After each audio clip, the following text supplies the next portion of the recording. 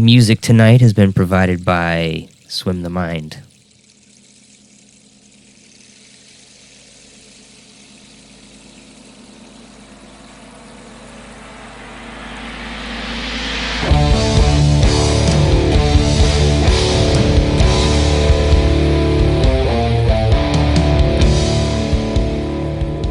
Good evening, ladies and gentlemen. Gather close to your speaker and rekindle those old-timey radio dreams of yore.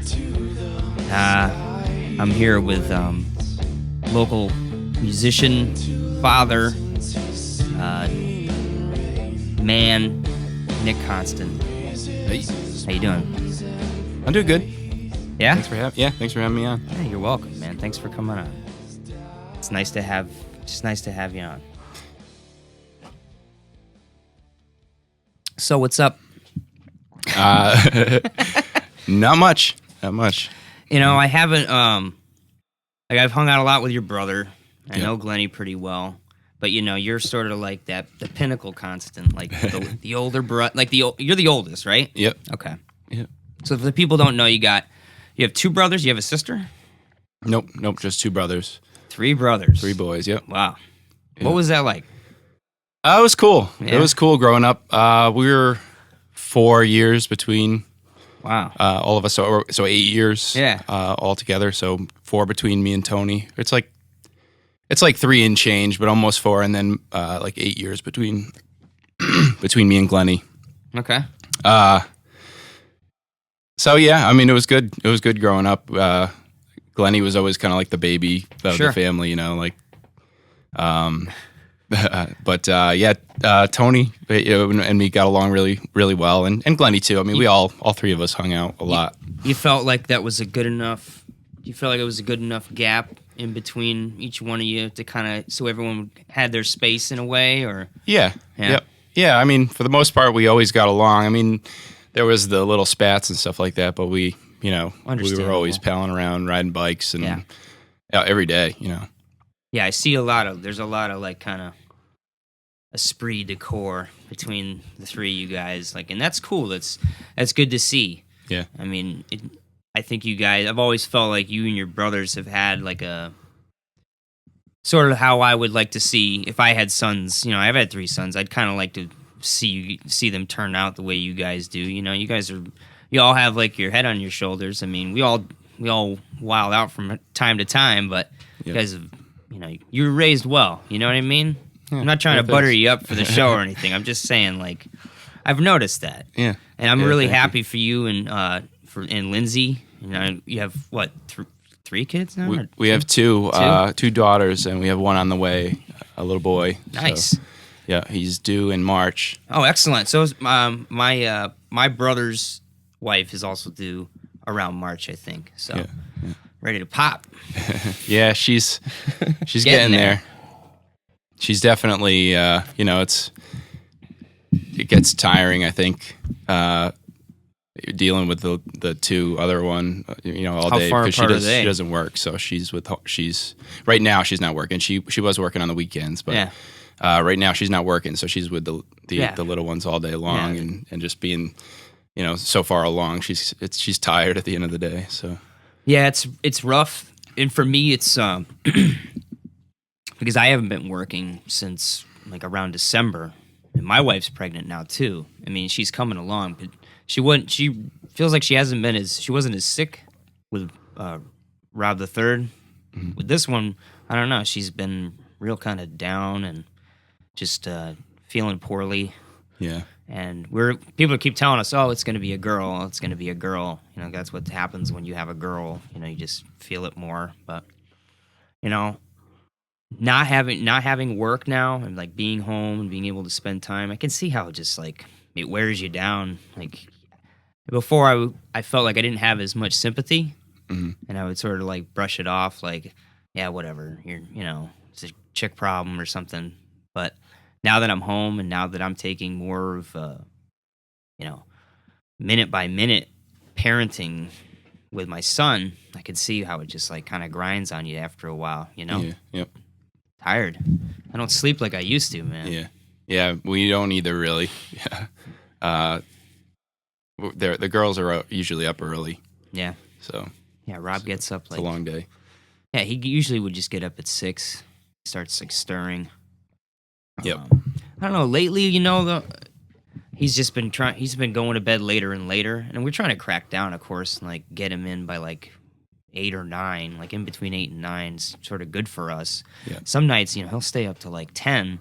He just won't go to bed. Like you just try to get him to bed, and he wins from time to time. He just wants to stay up, and I thought I was alone. I was like, man, I really am sucking at getting my son to bed. And I'd go and hang out with my buddy Jack. I mean, you met probably Jack before, right? Jack LaRose? LaRose plays bass. Yeah.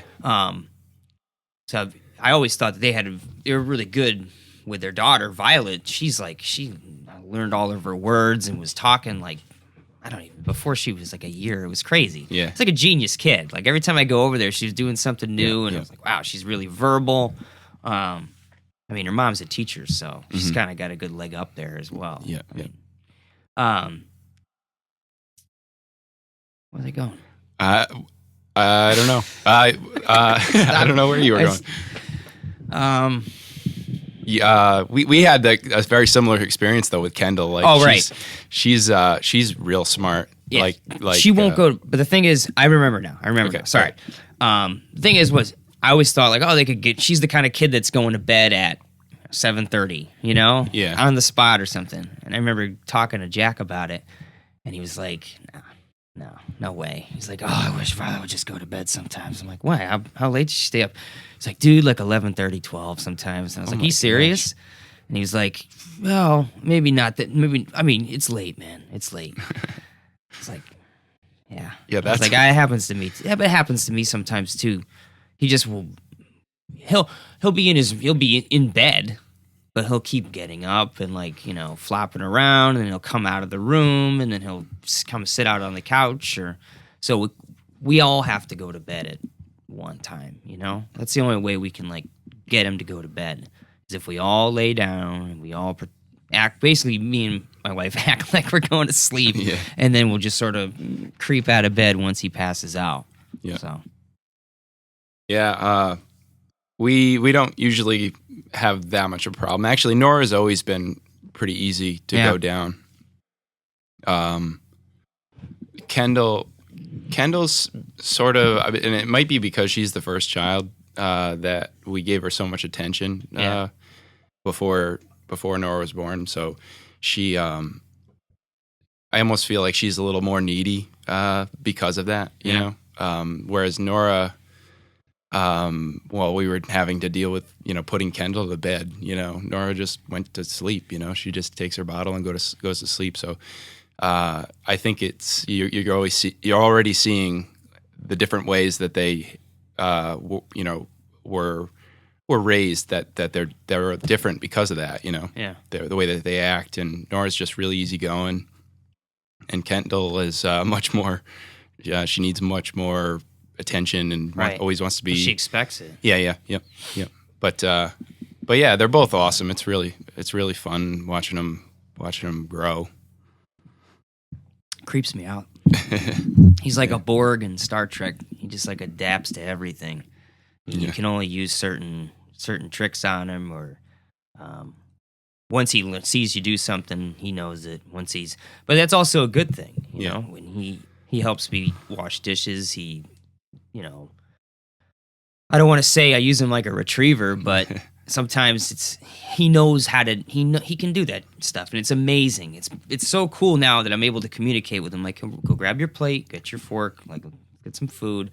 He'll go to his drawer, because he has a drawer. He knows where it is. He gets his silverware out of it. He goes and follows me to the fridge, and it's great. It's so great that he's at this age now where he's actually helping, wants to help, wants to be around, and do what I'm doing. It's very, it's changed your awesome. life. It's life changing. It's incredible. Yep, it really is. It's so new. It keeps you it kind of keeps you in the present in a way, because every day he's learning something new. Yeah. You put yourself in that mindset. I mean, we were the same way when we were kids. I mean, we still are, but now we're adults and we had that time and we can look back on it, but he can't look back on anything. Like he's going forward. Yeah. And that's sort of where the path that he's on right now. And I've got to keep him there and keep things out of I don't want to necessarily take obstacles out of his path per se, but I need to make sure that he's safe. Right. And provided for and that kind of thing. Yep. So. Yeah, well, definitely he's going to, having that outlook on it, he's going to just excel, and having that approach to it. I mean, he should be by the time he's 18, he should be pretty self-reliant, by the time he's, by the time he's 10, he's probably going to be self-reliant if you keep, raising him like that, So, yeah, I think that's, you're doing it right. I'm trying. Yeah. Sometimes, you let your personal shit show. You see, it's hard when you have a kid because you're always like checking yourself, Yeah. and like how you appear to your son, or not necessarily appearances. It has nothing to do with how I appear to him.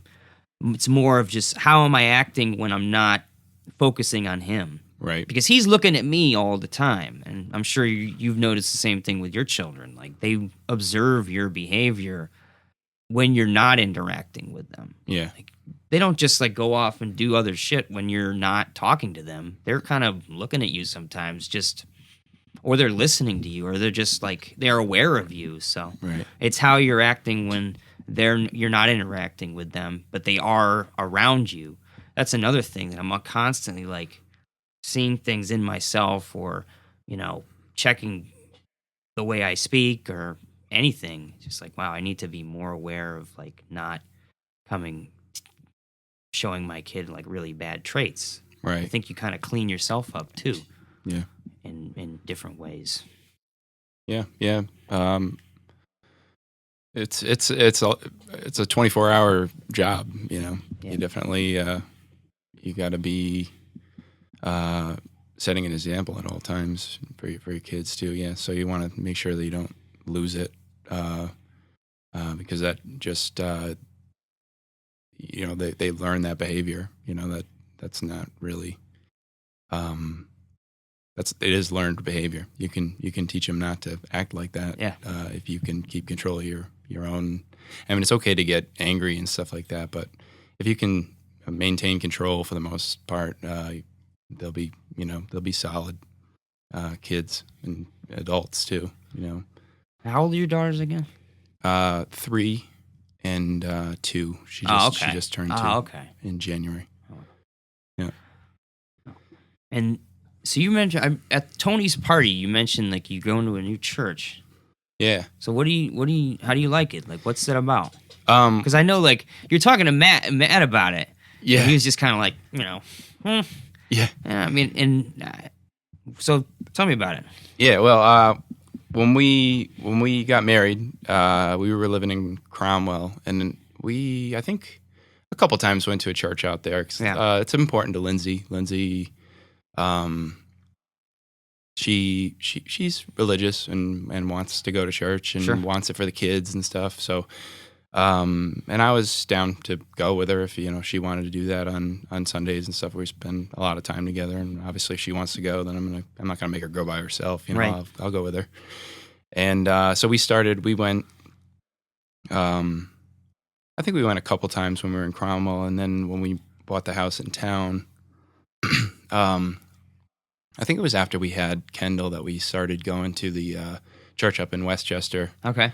And that's the Federated Church? No, the Federated Church is the one right in the center of town. Right, this is the Congregational Church? Yeah, this is Westchester Congregational. I got you. Yeah. All right.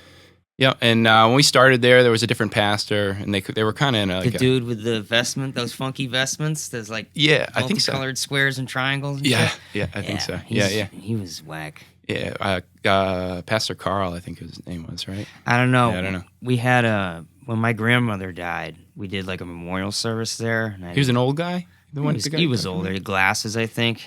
I don't remember him wearing glasses. No? He had a beard. This guy didn't have a beard. Oh, okay. Maybe this was before that.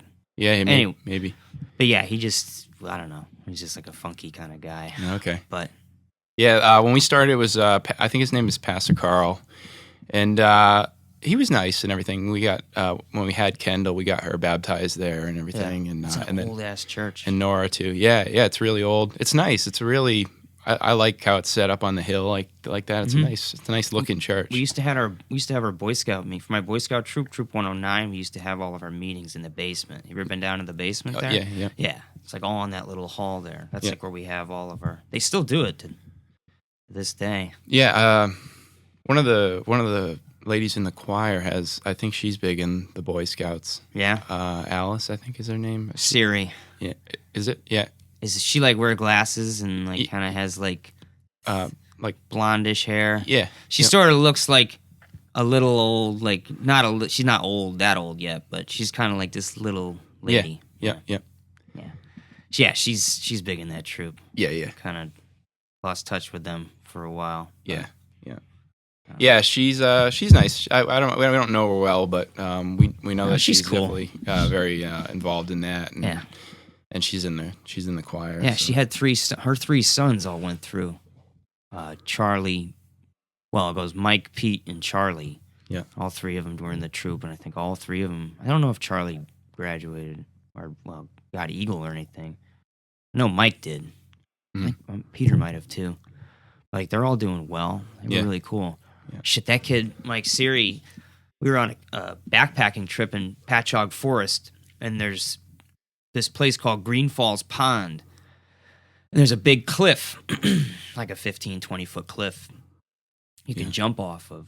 But you start at the beach, you have to swim out to it. There's a trail, but it's a big, it's a big loop. Or you could just like swim across the pond to this side, and it's not that far. It was probably only a couple 100 yards. Yeah. But we had just backpacked like the whole, like probably for 6 hours to get there. And we all kind of went out and swam. We started swimming out to it, and we took our time. Like Mike came out with us, and Mike was just more tired than he thought. And he's like about halfway out, and I had already gotten out and like gotten up on the cliff. I was up there with this kid Mike Burtis. I think my friend Sean Perkins was there too. These are people you don't know. You don't even need to know their last names. Right. But yeah. We were up on this cliff, and I hear my dad yelling like, Robert, Mike, and he's like pointing. We look, and we just see Mike like boop, like go under, and Burtis like jumped off the cliff. Like I scrambled down. I didn't want to jump, and this kid that was in a canoe started coming, like he heard the screaming too, and he just like turned and came, and Mike Burtis like swam out, and I think Sean might have helped him too. I think it was Burtis that did it. He swam out and like hooked him up and hung him over the side of the canoe, just like we're trained to do. Wow. It was like a legit Boy Scout like rescue thing. It was really cool. Yeah, that's they got awesome. him up, and Mike was just tired. He didn't like drown, but he was just too tired to swim. Right. Wow. Bonked out. Jeez. That was probably really close. Like if he had gone, Thankfully that's what I like about the Boy Scouts, man. Like that's definitely why Rob's going to be in the Boy Scouts. Yeah. When he grows up, is because not because shit like that could happen, because that's not fun at all, but that you're trained, they trains you to react to that kind of stuff. You're prepared for situations like that. Yeah. Man. Yeah, that's cool. Yeah. Yeah, we did. Did you ever in the Boy Scouts? I was in the Cub Scouts. Okay, but I never made it far. I don't know. We never really took it real serioely. I don't know. I wish maybe we had taken it more seriously. But I didn't have an option. Yeah. Let's like put that out there. Yeah. My dad was like, when he got in, when my dad gets into something, he goes all the fucking way. Like he will achieve what there is to be achieved. Yeah. And he's just the way he is. My dad's a fucking achiever.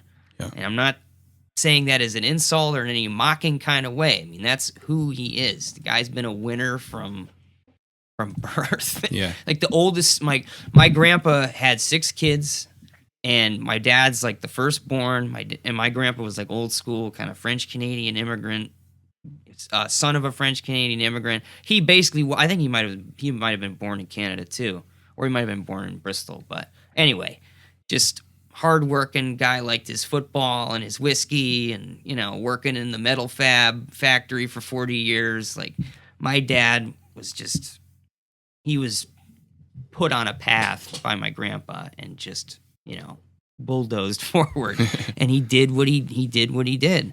Yeah. And now when he got me into Cub Scouts, he got into Cub Scouts and he became the den leader. And then he was, the chief den leader. And then he was the Cub master. And then, I went through Boy Scouts, and then he joined Boy Scouts. And then he was the assistant, he was the helped out. Then he was an assistant scout master. Then he started Troop 109 and became the scoutmaster of that troop. So then I was like, he was right there the whole time. Yeah. And for me, looking back on it, like at the time, it was cool, but it was still kind of like I couldn't get away with anything. You know what I mean? It wasn't I wasn't there to fuck off. Like I was there to learn and get my badges, take my classes.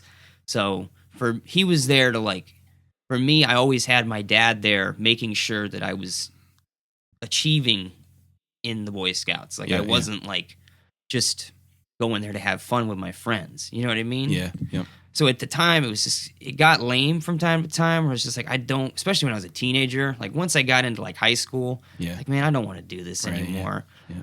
But at the time, I was still learning, and I wasn't aware of how much I learned until I actually was out of Boy Scouts. And then as the years go by, I'm like, wow, I still maintained my interest in knowing what plants I can eat out in the woods. And then, there was a lot of survival shows started coming on TV. So that kind of kept me in the vein of, staying, interested in bushcraft and camping and that kind of shit. And that's what I want, as soon as Rob's old enough to get out, I'm taking him out in the woods and stuff.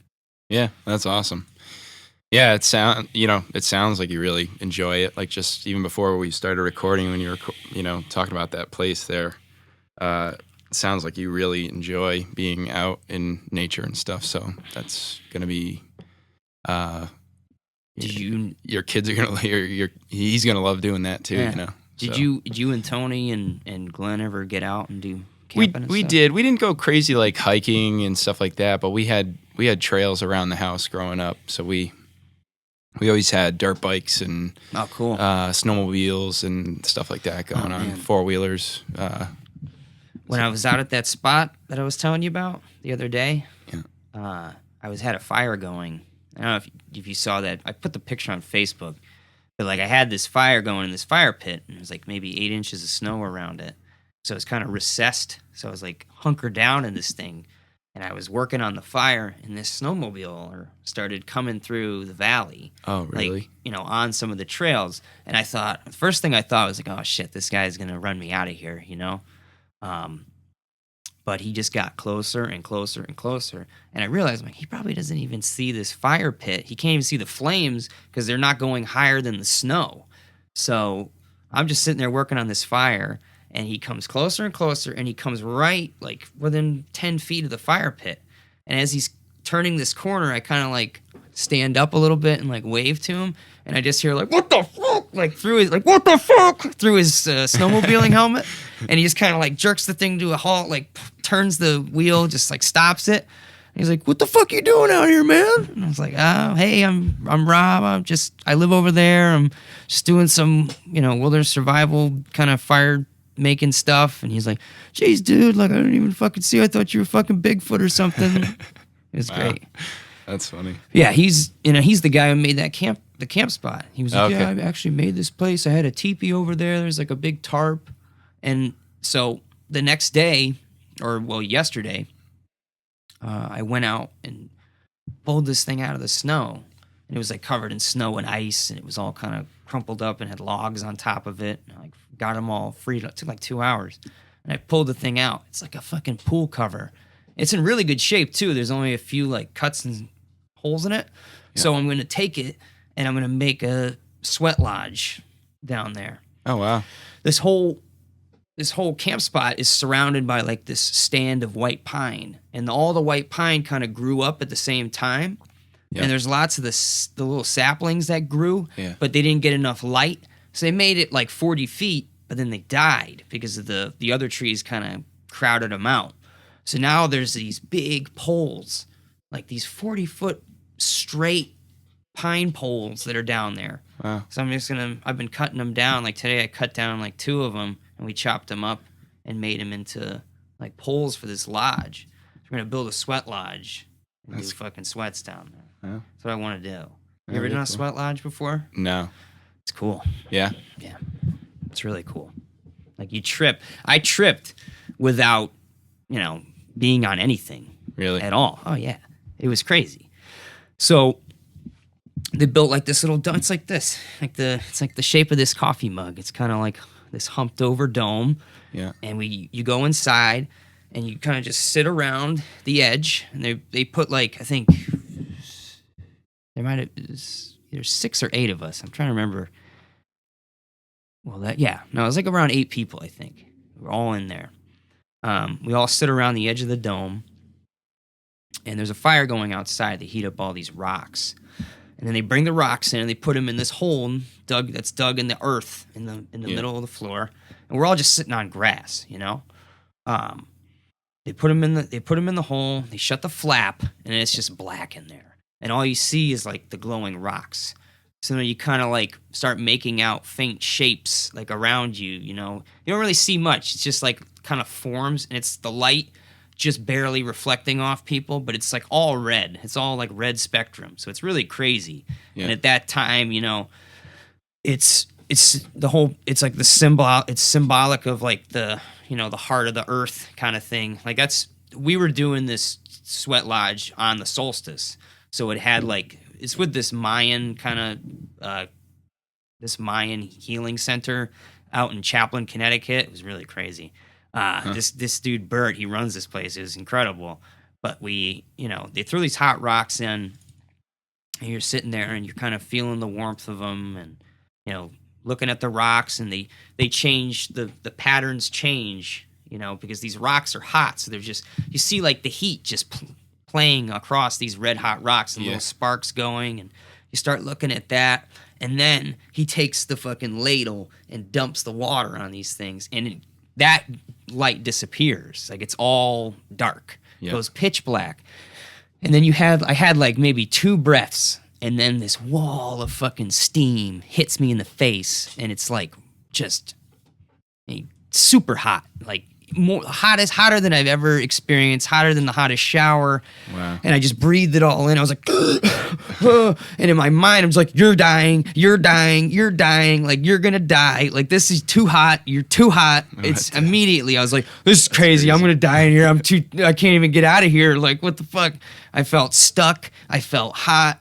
I felt totally frightened. Yeah. And I'm like looking around, and all I'm seeing is just like all these weird like colors and swirls and all kinds of things. And just like, it was freaking me out. Wow. It really, and just from hot steam hitting me in the face in a dark, small, dark, warm space. Man, that's it weird. Just drove. It was like, whoa. And I kind of snapped out of it, and I realized there was a 6-year-old kid sitting across from me. And I was like, if this kid can fucking do it, I can do it. So just chill.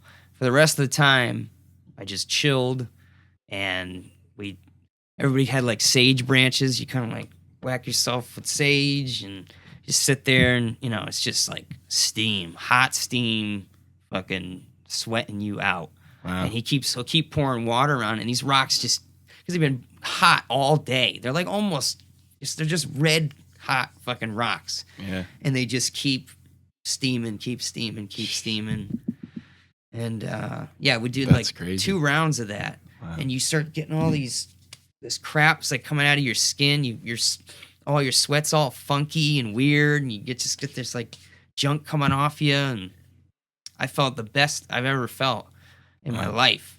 If I could have combined that with like a day of doing, or have already been doing yoga for like 3 weeks straight. Like I had committed to doing it, 4 times a week, and I did it for 3 weeks straight. If I had been doing that and then jumped into a started doing sweat lodge intersposed, I'd feel amazing. Like I think that would be the best I could ever feel. I should start doing that. I think I've just vocalized where I want to get back to, or at least combine. Yeah. I used to do yoga.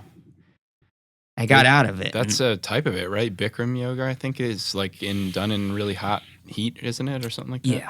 I wouldn't say it's done in sweat lodge heat, though. No, that's some fucking heat. Yeah, that's like a sauna. Yeah. It's like a sauna, maybe even hotter than a sauna, because you can't even like control the heat. Yeah, I've definitely sat in a sauna before. That definitely,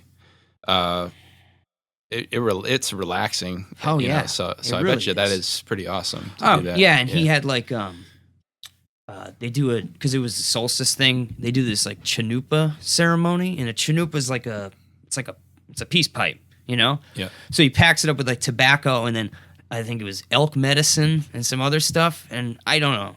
It definitely wasn't pot, you know what I mean? And it didn't have any kind of like stoned effect off it. It was definitely more like smoking a tobacco type thing.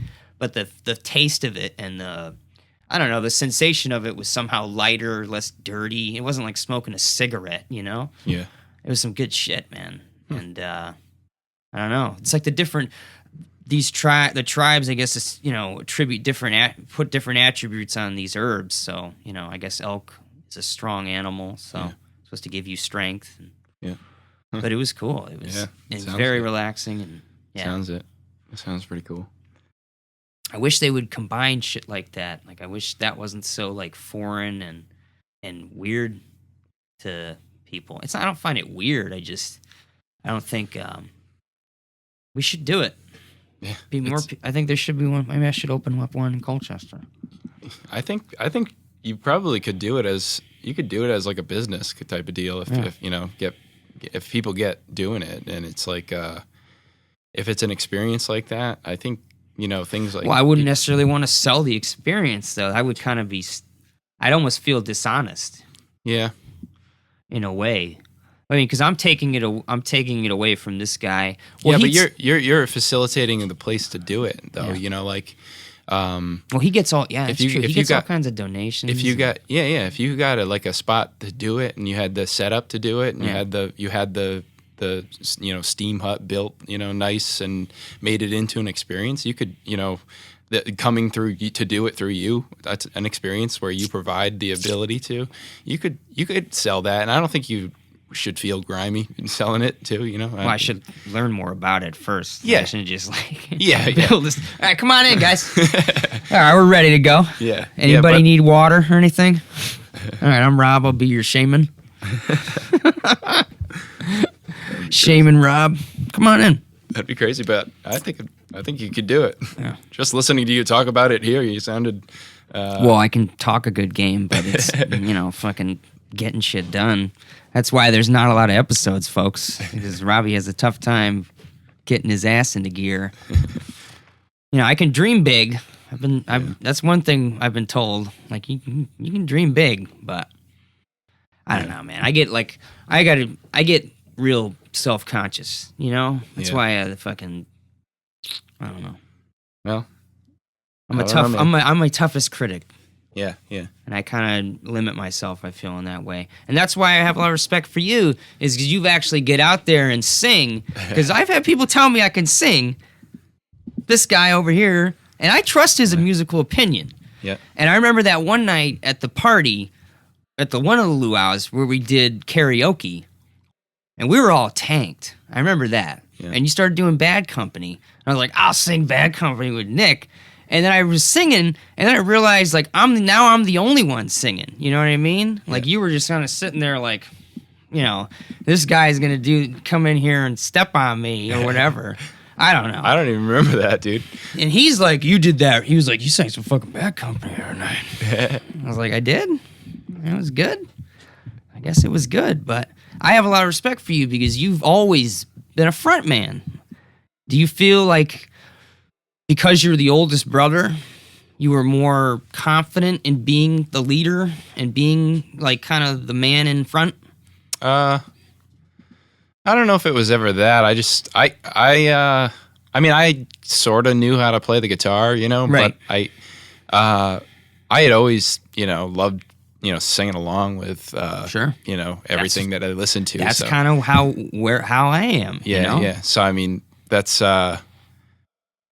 one of the reasons why I either had to be a singer or I wasn't going to be in a band, because I was never really good at the guitar, and one thing was I was never good at playing and singing at the same time, and I liked singing more than playing. Yeah, so that's kind of where I am. I'm like, I can sing it, but I couldn't necessarily. Maybe I could drum along a little bit, but yeah, I can't. I mean, there are certain songs that are like written to be written both together that are pretty easy songs that I can sing well, but it always detracted from, or I thought it detracted from my ability to sing when I was playing. So I just never really wanted to be.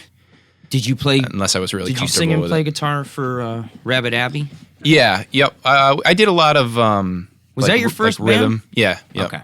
Yeah, we. What's for the people who don't know? You've been in a few bands. Well, actually, just two. But two? Yeah, just two. But I've been doing some other stuff like on the side with other things going on. But yeah, so with Rabbit Abbey, we were Mike and Tony were still in high school, and I think Greg was probably like a freshman in college, and I was like a sophomore. Okay. I was a freshman in college when we started it, because we did that for like 2 or 3 years, Rabbit Abbey. So it was, anyways, it was me, my brother Tony, Mike Meservy, who you guys know, and then my cousin Greg, which you know Greg too. You've met Greg before. Was that like Greg's the guy that I don't know, he's maybe like a little shorter than me, sort of kind of male pattern like I have, like kind of balding a little bit, and I'm balding a lot of bit. No, he's not balding. Well, how many Gregs were at the birthday party? The birthday party the other night at Mañana. Oh yeah, it wasn't him. Because there's a guy Greg who's married to Mango, right? Yeah. No, he's married to Tina. Tina. Yep. Okay. Yep. So that's Greg, right? That's Greg. That's okay. Tina's husband. Greg, the drummer, is he was with the girl with the red hair. She's Irish. Okay. They sat kind of across the way from us. Does he have a beard? He did at the time. Yeah. Okay. He does. He sometimes wears a beard. Yeah. Okay. Yep. Yeah. He's it was an interesting experience. Having like the family band, and we all kind of like decided we're gonna start a band, and we all started just because Mike had messed around on my guitar because I was dating his sister, and right.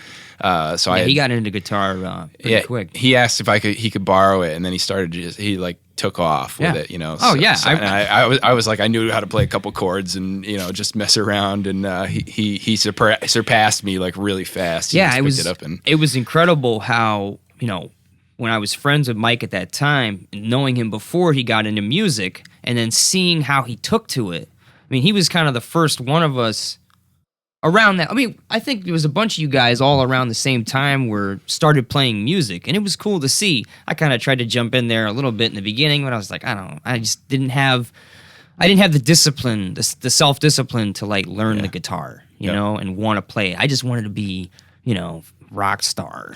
And I think it's really a childish kind of idea. We had the same thing. I mean, that's kind of, I don't know. I don't know if it's one of the reasons that everybody like decides to pick that up at that age, but I mean, that was everybody. I think everybody has stars in their eyes. That, that's kind of why you do it. Cause you do like to, I mean, if you'd just be playing in the basement. So otherwise, or, it's cause you want to like perform it in front of people too, when you start messing around and it sounds good. Right. So, yeah, I remember I had a Wish You Were Here, the Pink Floyd album on tape, because we were all getting into music, and that kind of went hand in hand with learning, listening to more like classic rock and stuff.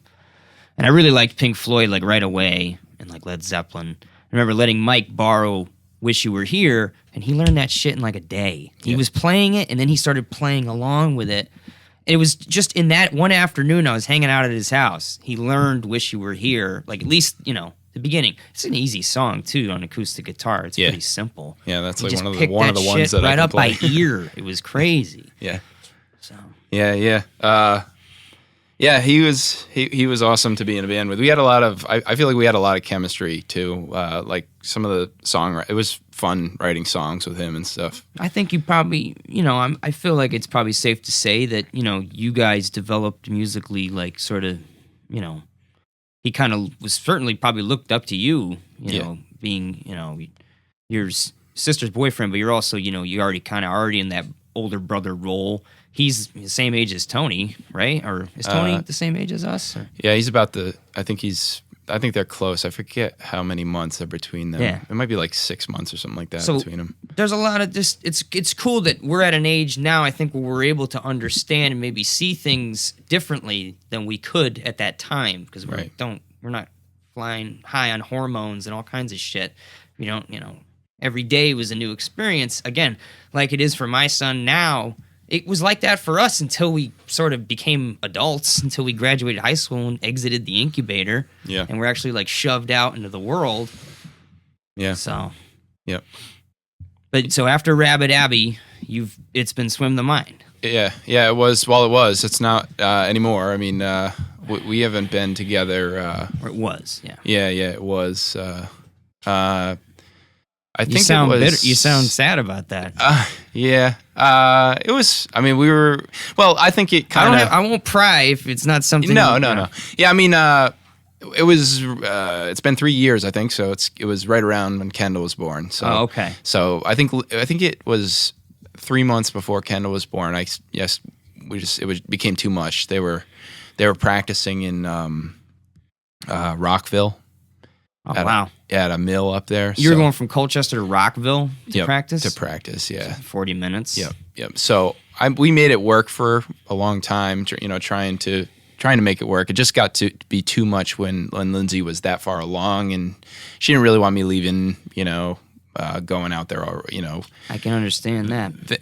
And it's too bad there was, like Adam and Alex, who are still playing together, they had...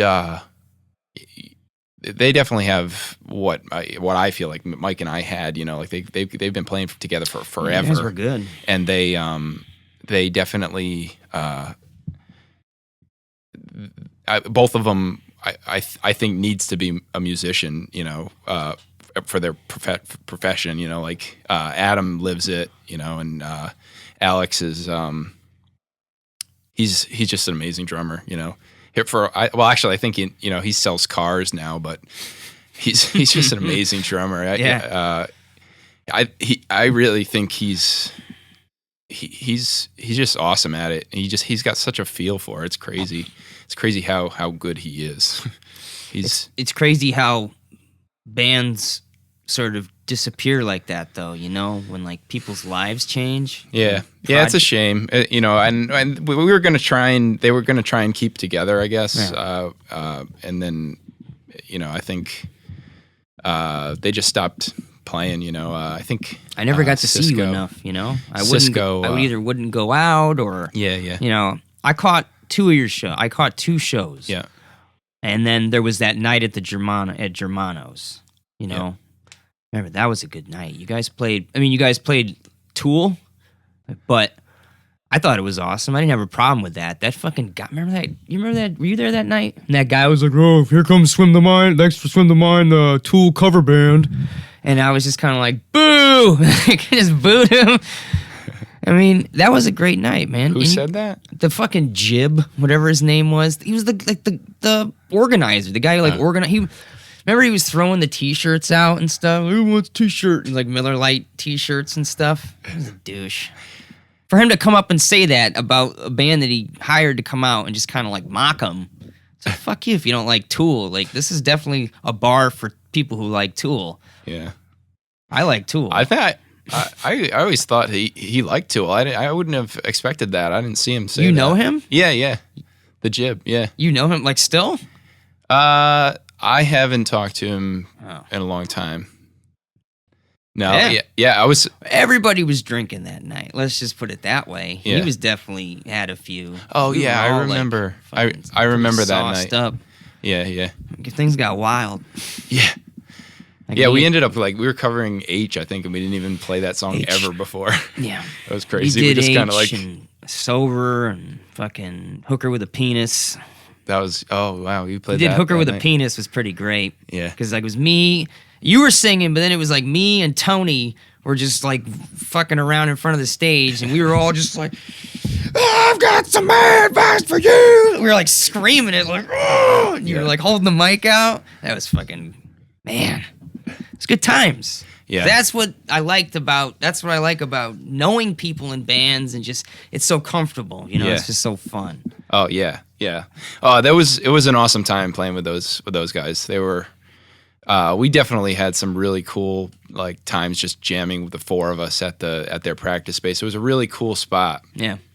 They had a live room, and then like a room with the computer in it where he could set up and he could record practice. Like a studio. Yeah. And nice. He had and in that room it was like a real, like, there was a couple couches and stuff. So we spent a lot of time just hanging out in there talking about going on over ideas, and when Alex would run the mixing stuff when we recorded stuff, we'd all sit in there and like work on ideas, and when we did our demos and stuff, we were all involved in that process. So we were right there when he was figuring where everything was going to go and the stereo field and all that stuff. Nice. Yeah, it was fun. So you could all, that's what I like about doing the show with Steve, because we're friends. Yeah. And then we can, in the beginning when I first started this, it was just me and the microphone and just my fucking brain. Yeah.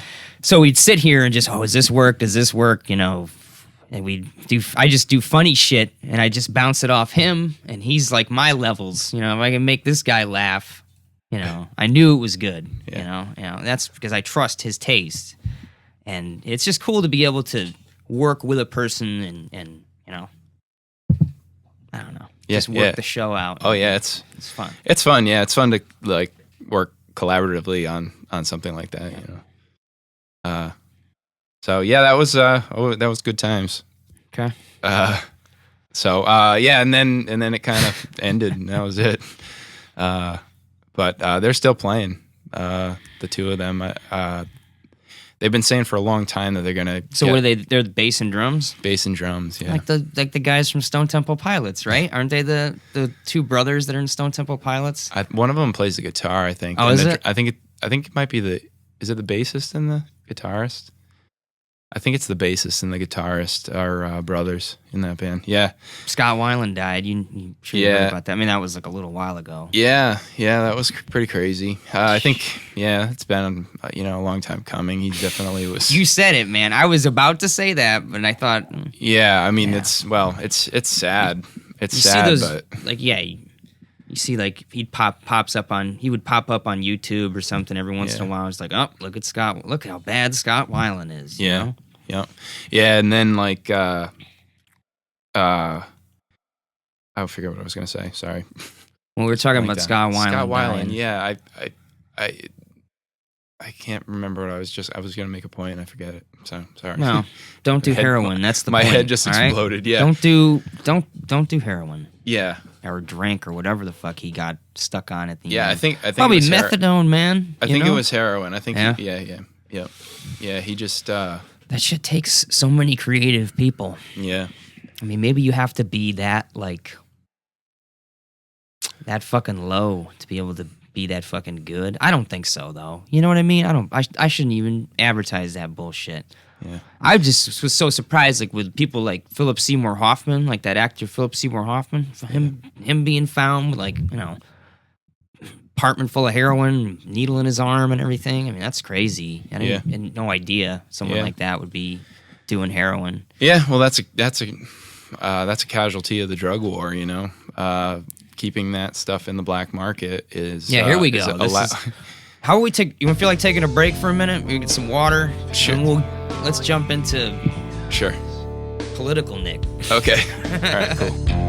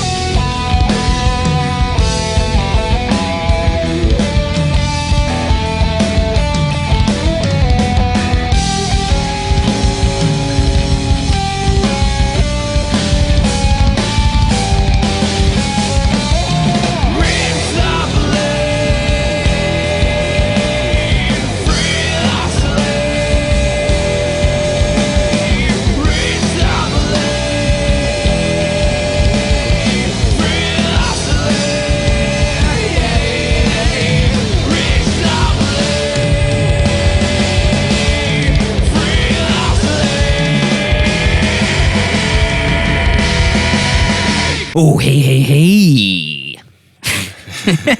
Back from my break. Got some water here. Oh, and by the way, so January 30th. Oh, yeah. In, where is it in?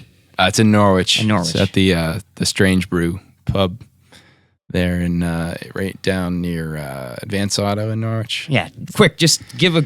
Yeah, it's I know the the whole fucking reason Nick Costa came on the show was also for me to promote this, to promote to my small fan base.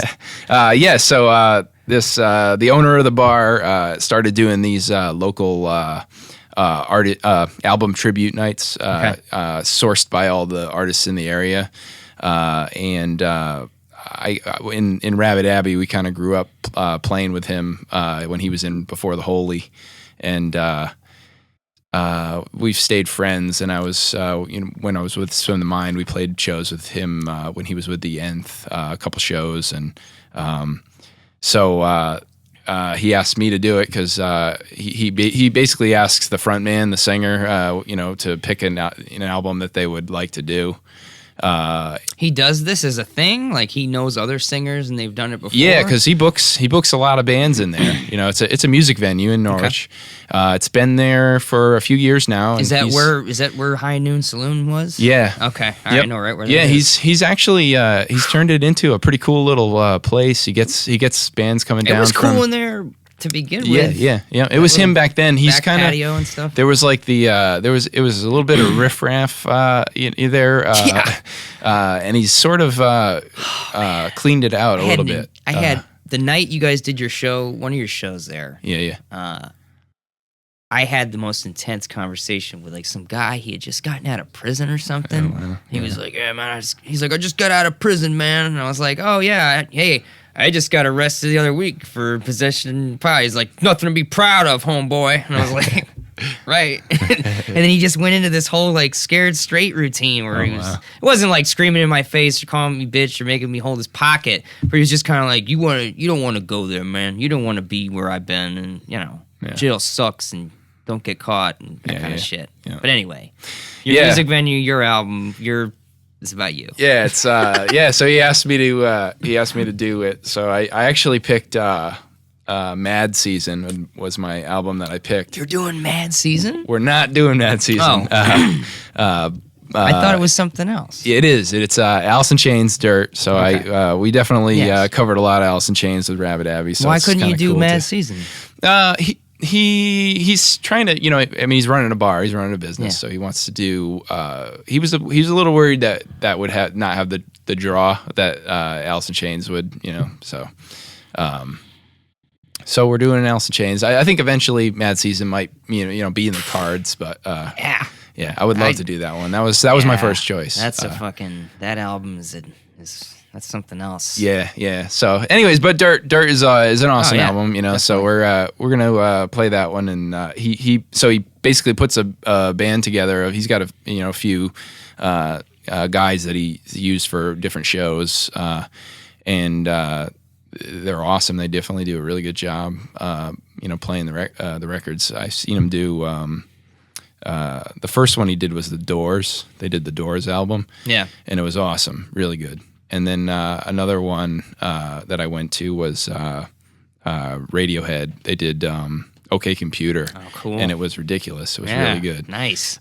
So they do a really, really good job playing the music. So I'm excited kind of about like an all-star band sort of thing. He's sort got of, some heavy hitters. Yeah, and it's all local guys that he's played with, and it's pretty neat.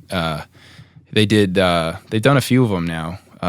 They got another one that they just booked. They're doing Animals by Pink Floyd. Oh, man, when's that? I think it's in February or March. Okay. Yep. So this is Saturday night? Saturday night is mine, yep. What time? It's I think the music's going to start between like 9:30 probably. That's when they usually go off, and then we'll just play the album all the way through, and then I think we got like one other song just to do after the album, so should be cool. What song? The extra one is Man in the Box. Oh, okay. Yeah, we just thought you had some original stuff. Oh no. Yeah. We didn't. We haven't actually gotten a chance to get together to practice, so we're actually going to practice the day of the show. So it's going to be kind of like a off the cuff kind of deal. Lane Staley's range is crazy, man. Like that's always been that's always a guy I've always had trouble like mimicking. Not necessarily mimicking, but singing along to. Alice in Chains. Like I feel like I can do Jerry's range better. Yeah. Yeah. But like man, like it's just especially fucking Man in the Box. Yeah. That's got some wicked screaming on that, man. Yeah, I'm excited for it. I when I was singing with Rabbit Abbey, I didn't really my voice wasn't completely developed, So I feel like I can do it better now actually than I could. So I felt the same way. For a while, it like I was noticing like especially really since like Rob's been born, I haven't had to use tones of my voice yet. Yeah. That I now use as a parent. Like I find myself being able to drop my, put my voice down lower. Yeah. To like stop that, or something. Yeah. And I feel like I'm able to kind of, I have a better awareness of my range now. Yeah. I think that I did when I was younger. Yeah. Anyway. Yeah. So it should be pretty cool. Yeah. It's I'm looking forward to it, and it's a really cool thing that he's got going too. They've done some cool albums that I wasn't there for. They did a Fleetwood Mac one. They did Amy Winehouse. They did wow. Alanis Morissette. Wow. They did that's pretty cool. Yeah. Yeah. So I think it'll be cool. I think it's a cool thing that he's doing. He's got a cool Animals, a cool place man. there. Like that's that album's off the chain. Yeah. That's one of my favorite Pink Floyd albums of like later Pink Floyd. So I really like them, all the way back. But yeah. I think that one's my favorite. That era is definitely just awesome. Those like I like The Wall a lot. Dark Side of the Moon. Metal. Yeah. Metal. Yeah, for those who know.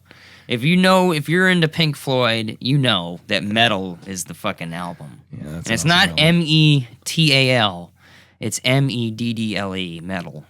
The metal your fucking mind. Yeah, Obscured by Clouds is a really good one too. That's a good one. Who really Mike was the one who, because it was Mike and Jack and John Valencia. I don't know if you ever met John Valencia. Yep. That kid, talk about a virtuoso. Yeah. He's just a musician. Yeah. There's just those people out there who just are musicians. That kid can play the guitar, the piano, the drums, whatever. He can play anything. It's insane. Yeah. But anyway, this is just Saturday night.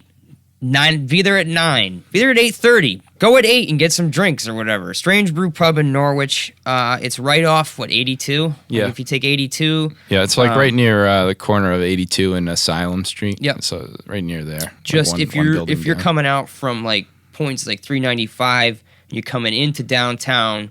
You're gonna go past the surplus store or the whatever it is now, the Goodwill and shit. You're going to go past there. It'll be on your left-hand side. Yep. And if you're coming through Norwich for whatever fucking reason, if you're coming from the other way, it'll be on your right.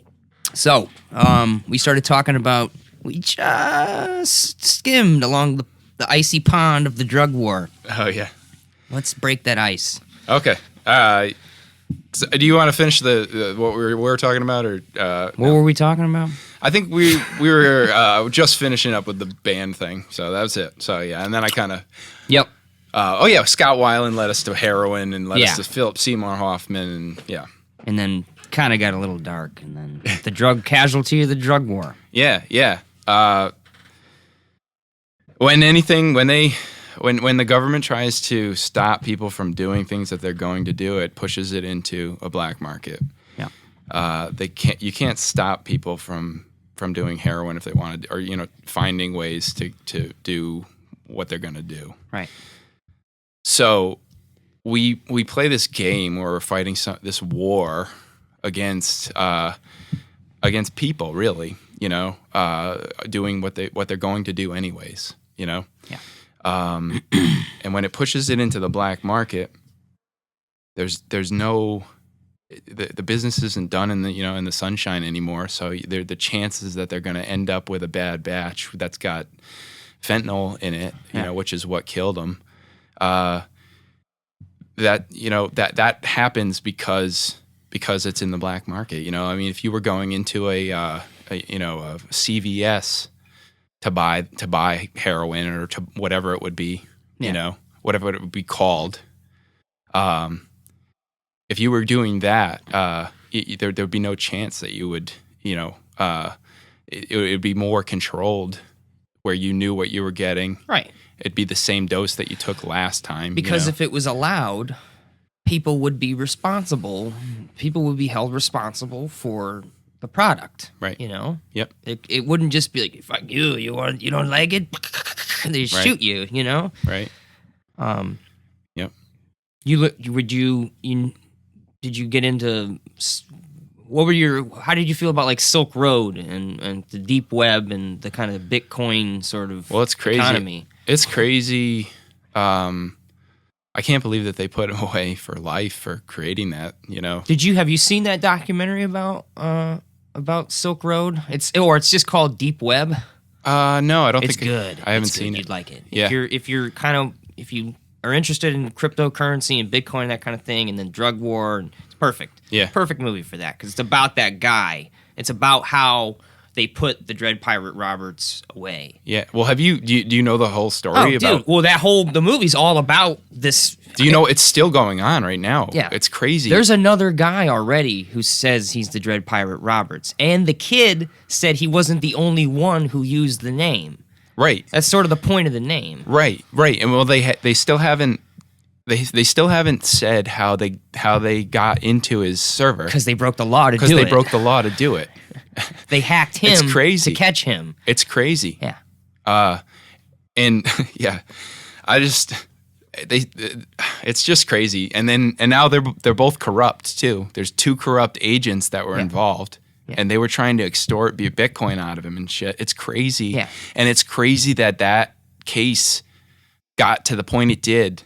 And they it wasn't made more of a big deal of and everything, like that was he was basically he's basically a political prisoner, because it's not really, he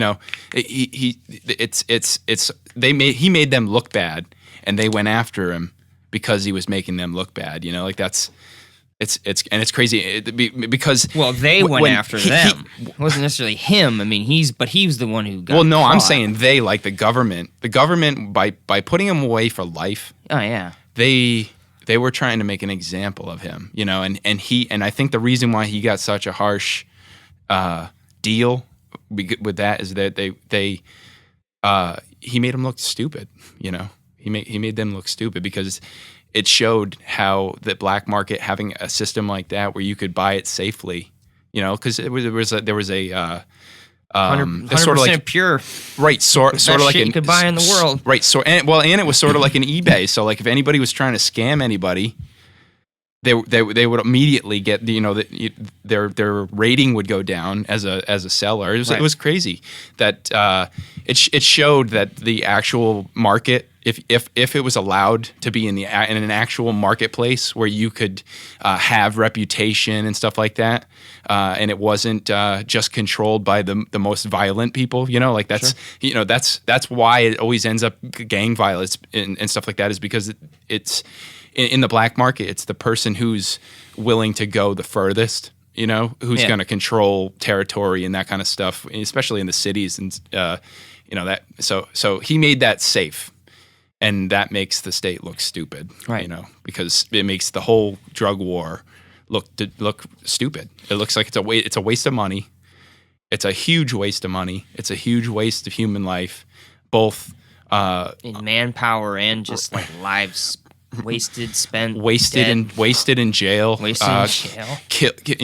murdered over because they sell a plant to somebody, it's ridiculous. Yeah. It's ridiculous. It that definitely doesn't sums it up well with me. So that's I'm when you start to like learn, I got real big into like learning economics, trying to look at things like that. Yeah. Where you see like the unintended effects of things like that, and you can see when you start to look at things that way, you can kind of tell why policies aren't working the way that they're supposed to. I can see where people would attribute it, they can attribute all of this to some nefarious plot. But I think when you really get down to the meat of it, when you study economics, because that's really for those of you out there who really want to understand why things are the way they are. Not some, tarot card, Illuminati conspiracy. It's really just a lot of irresponsible, greedy people who are simply acting irresponsibly and selfishly. And some of them are purposely attempting to obfuscate or confuse you every day to keep you from realizing what the fuck is going on. Yeah. And with documentaries like Deep Web and Making a Murderer, have you seen Making a Murderer? I heard a lot. If you're angry about everybody this, talking about it, if you're angry about Silk Road and the Dread Pirate Roberts case, or whatever his name is, Aaron or Schwartz or whatever his name is. That was a different guy. Aaron Schwartz is a different guy. Yeah, that's Ross Albrecht. Is the guy who they nabbed for the Silk Road. Yeah. Making a Murderer. The whole thing is crazy. Yeah, I haven't seen. I heard a lot of people talking about it, but I haven't seen it. Yeah, it's heavy. Yeah, I heard you will get angry. Yeah. I already know. I'm already kind of angry at the I'm government, angry too. So I already kind of know. I'm angry too. I think things like that are good. I think the more people that see the real enemy, the better. So that's what I love about the future. Yeah, Netflix and Cody and all this stuff is like where everyone's just sharing shit. Yeah, like it's really hard for them to lie to people now. Yep. Yeah. Oh, and like the social media and stuff like that. I mean, they're desperate to get in control of that stuff. When you can see what's really going on in another country and stuff like that, propaganda is not going to work well anymore and stuff like that. War propaganda. The only way that stuff works is if you can't see what's really going on there. But when they're showing, if you go out and you look for it, you can see what's really happening when those bombs are dropping over there and stuff like that. Sure. And the cost of human life. They try to hide that from people because and when you're aware of it, you get fucking mad that. Other people don't. I get upset when people don't see it the way I'm seeing it, and we're looking at the same thing. Yeah, and they're just like, "Oh well." I'm like, wow, "What the hell? What are you talking about? Like, this is absurd." Yeah, yeah. That whole thing really bothers me. That was one of the big. I've always been like a anti-war. I played the war video games and all that stuff, but what boy doesn't? Real war. Nobody should, want that or, it's just it. And our whole setup is just like we're just. I don't know how you can't see it as like an evil empire. It's like we are. All right, we are. The United States military is one of the most advanced militaries in the world, if not the most. The purpose of a military is pure violence. The purpose of war is violence and harm and destruction and domination. The United States military is the absolute forefront of domination, violence, and destruction on the face of the planet. Yeah. Our military is good at what it does. I think the people that make up our military are not evil. Not, the average soldier out there who's carrying out the orders, who's using this equipment, who's, doing these things, they're not necessarily evil, Mm-hmm. But the violence that our military is capable of, the negative energy that we're capable of, if you want to believe in vibration, the negative vibration of our aggression is devastating, Mm-hmm. Yeah. And I think people who join our military now, we're in the same generation almost. I think, we grew up watching movies and seeing things and playing video games and really kind of like, we could, there's guys out there that we all know that saw it as a perfectly reasonable option to pursue. And I know a couple guys who went out, were right on the front lines, doing infantry, and they're fucked. Yeah. Not like fucked, but they're not the same people they used to be, because they saw like that Iraq war. Like we've developed so much new shit, since we had so much new stuff that it was hard to really see how that's going to affect people. Yeah. But we destroy shit where we go. Like we lay waste. The bombs that we use and the weapons that we have, it's just the future is getting so. Technology is getting really far ahead of how we're being able to handle it. Yeah. It's scary.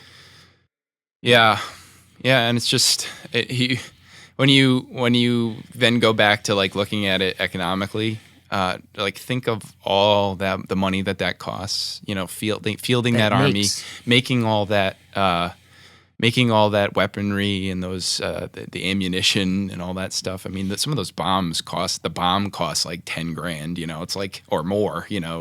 It's such a waste of money, and a deformation of the way that the market should be. Like the actual world marketplace of goods. Warfare and economy, they've gone hand in hand. I mean, you can get back to the medieval period, and like that's kind of where the banking system started, and corporations started back in like medieval times, and guilds and that sort of thing.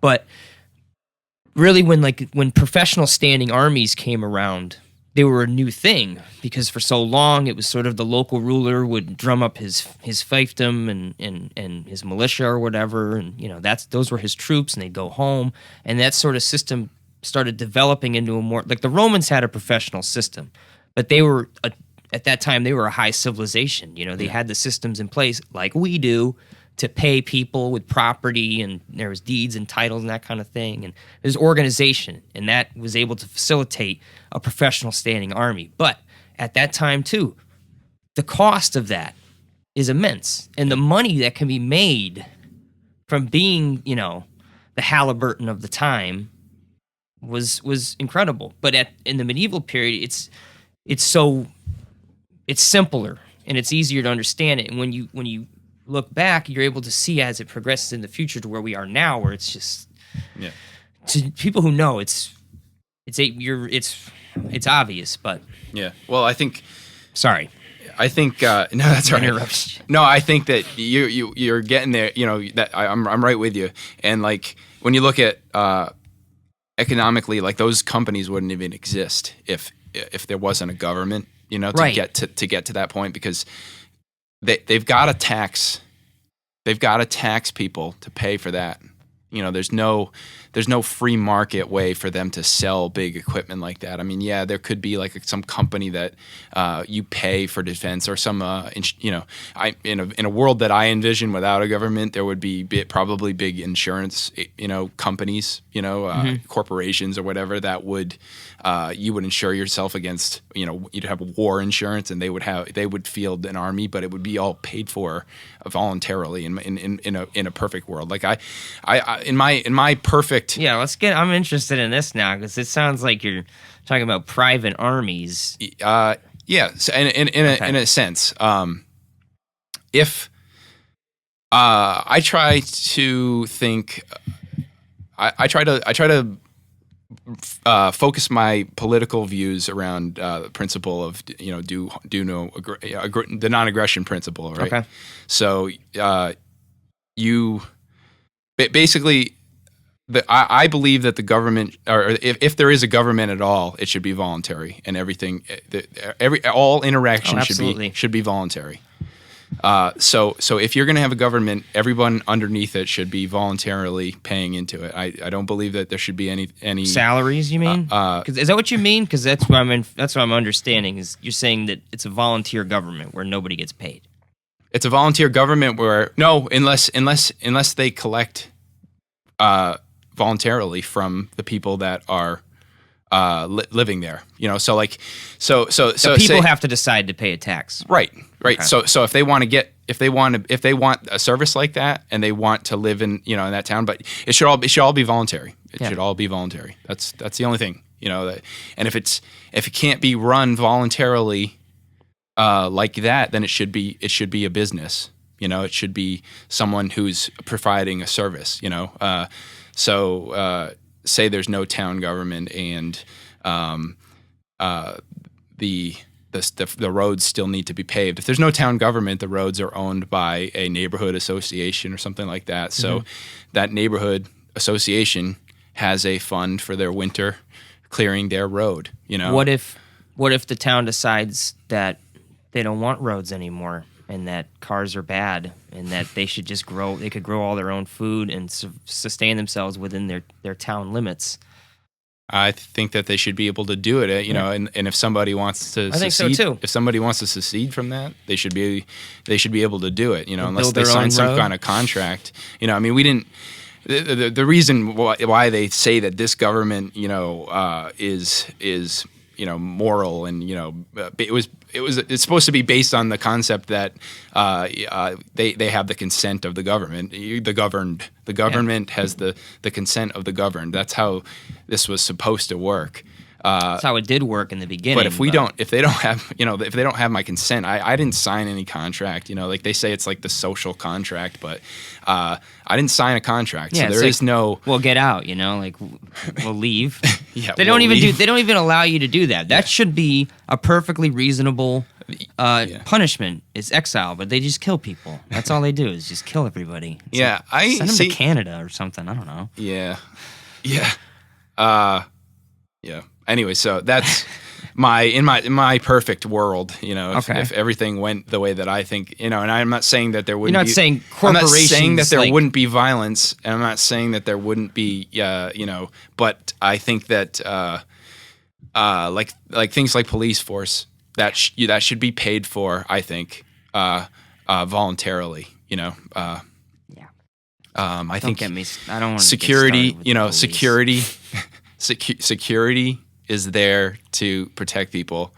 Police are there to enforce laws, and the laws, if they're not protecting person or property, then they shouldn't be law. That's what laws were supposed to be, is protect, for protecting persons and property. Yeah.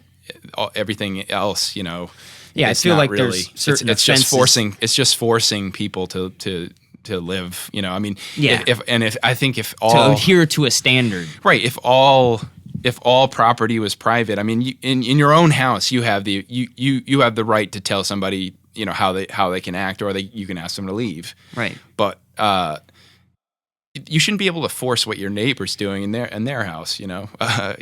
So that's where I think law should be only to protect persons and property. Right. So I don't know where I was going with that, but yeah, it's all right. It makes total sense to me. Yeah. Nowadays it seems like the police force has offenses that they have offenses that are basically like, instead of, like you said, protecting private property or a person, it's more like they're protecting themselves, obstructing with an officer, or resisting arrest, or, just any kind of anti-police, a police-based infraction. And that's what I have problems with too, because it just gives them so much. It seems like there's lots of, I'm not saying all cops, I know this is such a played out phase. I'm not saying all cops are bad, but there's too much room. There's too much wiggle room there for shit to go wrong and for things to be covered up. Well, the problem is that they're not liable because they're the ones who investigate it, right. and it's in their interest. It's in the government's interest to support their enforcers, Right. It's they can't say if they start losing face, right? Exactly. Then facade will crumble. That's why we don't see progress. That's why it's constantly this pig-headed sort of like, God damn you, stop doing this shit. They are determined not to appear weak. They don't want to appear as weak as they are. I think so many people out there are stupid. Yeah. And they're Some of them are intelligent people, but for some reason they're just like a horse in a stall. Like they don't want to get out. You know, they don't want to run. They just want to sit in their stall and eat hay, or whatever you want to say. A cow hooked up to a milking machine, or just kind of like act like livestock. Yeah, yeah. I don't know. But I even still like I think it could be so much better than it is now. You know, like I envisioned a future. I mean, not necessarily where like everything's a corporation. I'm sure you don't mean like corporations, big buildings with slick suits. I mean, a traditional corporation is like a body of people, like you know, incorporated in a company. You know, like even towns. It wouldn't need to be New like. England. I mean, I think in order to get to the point where you are protecting, like say we were the only country that was completely voluntarist, you know, I think that there would be corporations that would get to that size that they would be able to, you know, field an army, but it would at that point it wouldn't be about attacking. It would only be about defending, you know. So I think protecting their private property. Right, exactly, protecting property, people and property. That's really all that government is supposed to do. What about when you want new property? You buy it the right way. If you're voluntary, you buy it. You know, you give what it's worth to the person who owns it. You know, if you want something and they have it, the society has to be inherently good and moral. Like we have to hold ourselves to a standard where we're not going to be sneaky and just bomb the fuck out of a place and move in. Yeah. You got to live leaders. by. Yeah. And I mean, if you live by those principles, if the country does and the government acts that way too, I mean, you'll just be you become an example for the world. You know, and that's how the world can change, you know. Yeah, it's easy to change people's minds, but it's way easier to change people's minds negatively. Yeah. You know, like Yoda said, the dark side of the Force, it's more seductive, you know? Yep. And I think that it's a lot easier and cheaper for the CIA and for agents of their kind around the world to convince people to think a certain way through agitation and through subversion than to actually, like, show force or to, you know, any kind of new weapon or anything like that. Yeah. It's so much cheaper to convince people of an idea than it is to, you know, force them into it. Yeah. I don't know. That's what I think about a lot of these wild conspiracies. Ones that I haven't seen clear enough evidence for. That's why I think there's a lot of bullshit that flies around out there just to keep people fucking scared of something. Yeah. I don't know. And then you get into like crisis actors and things like that. That's where it starts to get dark and a little bit weird. Yeah. You start seeing these people who get called out for showing up at like tragedies and saying that they lost people, but they're actually like a paid actor who have appeared on other news channels. Yeah. You can see where I've been there where I'm like, God damn, like there it is. Like that's the evidence of the Illuminati plot, you know, there's the actor. But I think it's the news stations, man. I think it's like the providers. I think they're hiring people to just sex it up. Yeah. You know, like let's get some fucking phony baloney witnesses here to really sex the hell out of this mall shooting. Yeah. Yeah, I wouldn't be surprised, man. That's something that needs to go. The way we have our news. Yeah, well, I think they're definitely like the alternative media is growing. I think, you know, like there's definitely a lot more people listening to just people talking online. I think now than ever before. You know, which is good. I think people aren't just buying that. You know, not everybody is. I mean, I'm sure there's still some that just. There's a lot of dinosaurs out there, man. You know, they're out there. They exist, and they're passing on their dinosaur ideas to people who are still young and who are going to carry on this stupid bullshit. But that's the other thing about technology. You know, it's increased in its scope and capability of violence through warfare, but it's also been able to, you know, educate people and to really connect people socially, which I think is a really good side of it because there's a lot more. I feel there's a growing sense of accountability. I think a lot of people are trying to feel more accountable for themselves because of, you know, they're able to see the behavior of others and we're holding governments more accountable for things. We're holding, criminals more accountable. I think things are getting better in that respect. Yeah, sort of. Yeah. I think there's still a lot of. I like to hope. Yeah. I mean, I do too. I think that there are a lot of people that are I don't know, waking up or whatever, Yeah. But then, I was thinking that, a couple years ago, and then I saw like the third party get like 2% or something like that. It's just so yeah. I mean, well, what is that anyways? You right, know what I mean? Exactly. Like our voting system's kind of dodgy as it is. Exactly. Yep. Yeah. So I mean, maybe there's more than all the than we even know. All the voting machine, like how the voting machines are made by a company who's owned by a guy who does all this. It's just too shady. Yeah.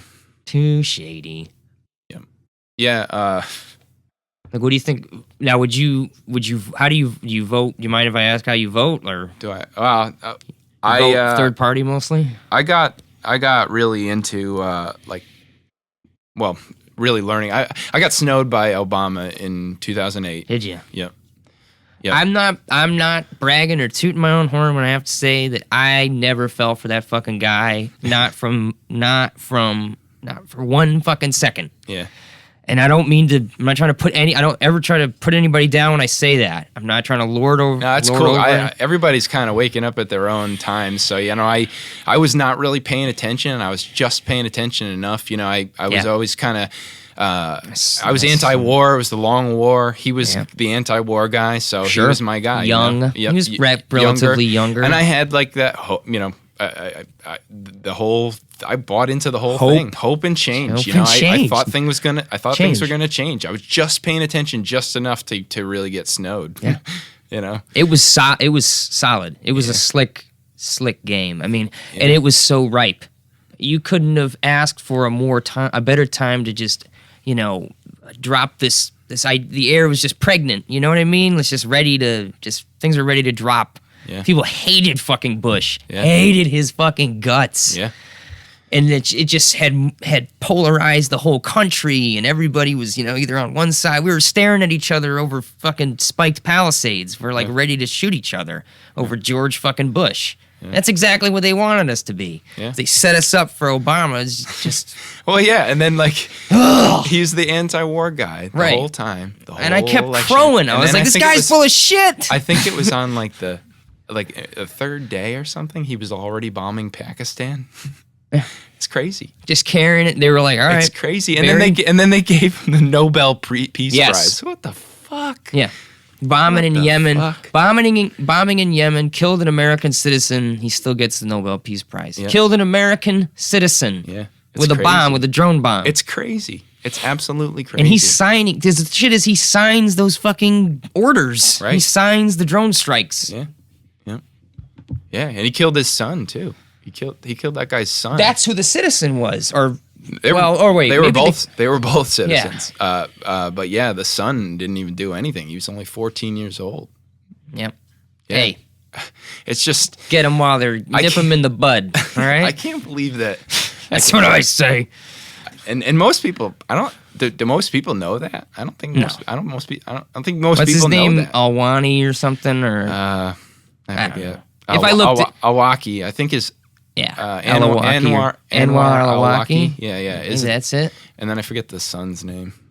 Well, anyways, if you guys are interested, look up, Yemeni scholar and son killed by drone strike. Yemeni American citizen killed by drone strike in Yemen. Anything in that vein, it'll pop up pretty much immediately. Yeah, it's pretty fucked. Yeah, and then Guantanamo Bay. Sure. And he ran saying that he was going to close that. It's still open. Close it. It's still open. Bring them home. There's people there. Free them. There's people there that they know are innocent, that they've already told that they're going to release them, but they've been there for years. Yeah. And they're not going to release them because I think they're ashamed. I think they're ashamed of what they've done to these guys. Those guys are probably. Oh yeah. They're like as close as you can get to the stories that they're going to tell. Are going to make them look so bad if they get out. Worse than North Korea, man. Yeah. Like, as bad as North Korea, I think. Yep. Like, it's bad. Yep. Yeah, it's real bad. It's real bad, and they're gonna reap what they're sowing. You know, someday people are gonna wake up to it, and it's gonna be, it's gonna end. And I don't know how it's gonna end, but hopefully, that's kind of where hopefully it'll end. I think we as a society have to identify the way the body identifies a harmful, cell and attacks it. I think that's what we're going to end up doing, is just kind of, because I feel like the world follows patterns. I was talking to my friend Dean today about this as we were hiking, because we started talking about a river and how if you were to study a river valley geologically, you can see, if you were, you're able to understand how soil, stratas work and deposits and that kind of shit. And I don't really know it. I mean, I went to the Connecticut River Museum, so I know a little bit. Yeah. But a river over time, kind of winds, and you can't see it wind because you're just a human and you live for maybe 80, 90 years or something. You know what I mean? But if you were able to have, I think time is relative to size. Well, it is relative to size. I mean, for a planet, once around the sun is a year. I mean, it's a year for us, but for the planet, I mean, that's not really that big of a deal, on its scale. So I feel like if you were able to observe a river at the same speed or at the same time like the Earth would, you would kind of see a river flowing the same way a raindrop on a window would. If you've ever watched rain like come down a window, once it kind of starts collecting in one spot, it sort of like trickles down. You'll see it kind of go one way and then it might go another way. Or you ever looked at Plinko when they play Plinko on Price is Right? Yeah. That's sort of how a river will go through the landscape. Hit a rock or hit a clay deposit and sort of bounce and link-a-dink, and it'll change over time. Yeah. So, I think that well, I was talking about time and rivers and I forget why you got on rivers. Okay, so but you see these patterns in the world and they repeat themselves. And when you see a body, if we were to examine look at the United States as a body, as a living creature, and it is sort of. We have this social network that almost is connecting us like a hive mind, sort of. We're not literally hive minded, but we are. We're an organism. We're an organism as this country, and I think if you were to look at us like that, and I first started thinking about this after reading Howard Bloom. He wrote this book called The Lucifer Principle, and it's sort of how it's sort of how we are organisms. Kind of, we imitate our environment in that way, and we kind of he expects sort of a change like that as far as our structure is. It's hard to explain. It's hard to read, but anyways, I think that if we were to look at ourselves as an organism, we are going to identify those harmful cells, and we're going to remove them, and we're going to build up antibodies to prevent them. We're going to become immune to that form of society. I think that's the change that we are going to expect to see. Is we're going to become immune to that kind of. That's the that's the long-term goal for civilization, is to get to that point where we don't need them anymore. Right. But what's going to be interesting, and I don't know if we'll see it in our lifetime or not. It seems like we will. Seeing this this iteration of it fail, because I think it's going to at some point. Whether either we're going to start to move it back in the direction of more liberty, or it's going to get to that other point and it's going to go over the edge before people are ready for it, and it's just going to be another government that comes in its place. Even. Probably even more powerful than the last one, because we follow this exponential trend where we kind of jump. Everything's always jumping either one way or the other. So if it goes bad, it's going to be like that's how things like Nazi Germany, how that happened is because the way that society kind of built like that, when it failed in like the Weimar Republic failed. That was in between the wars.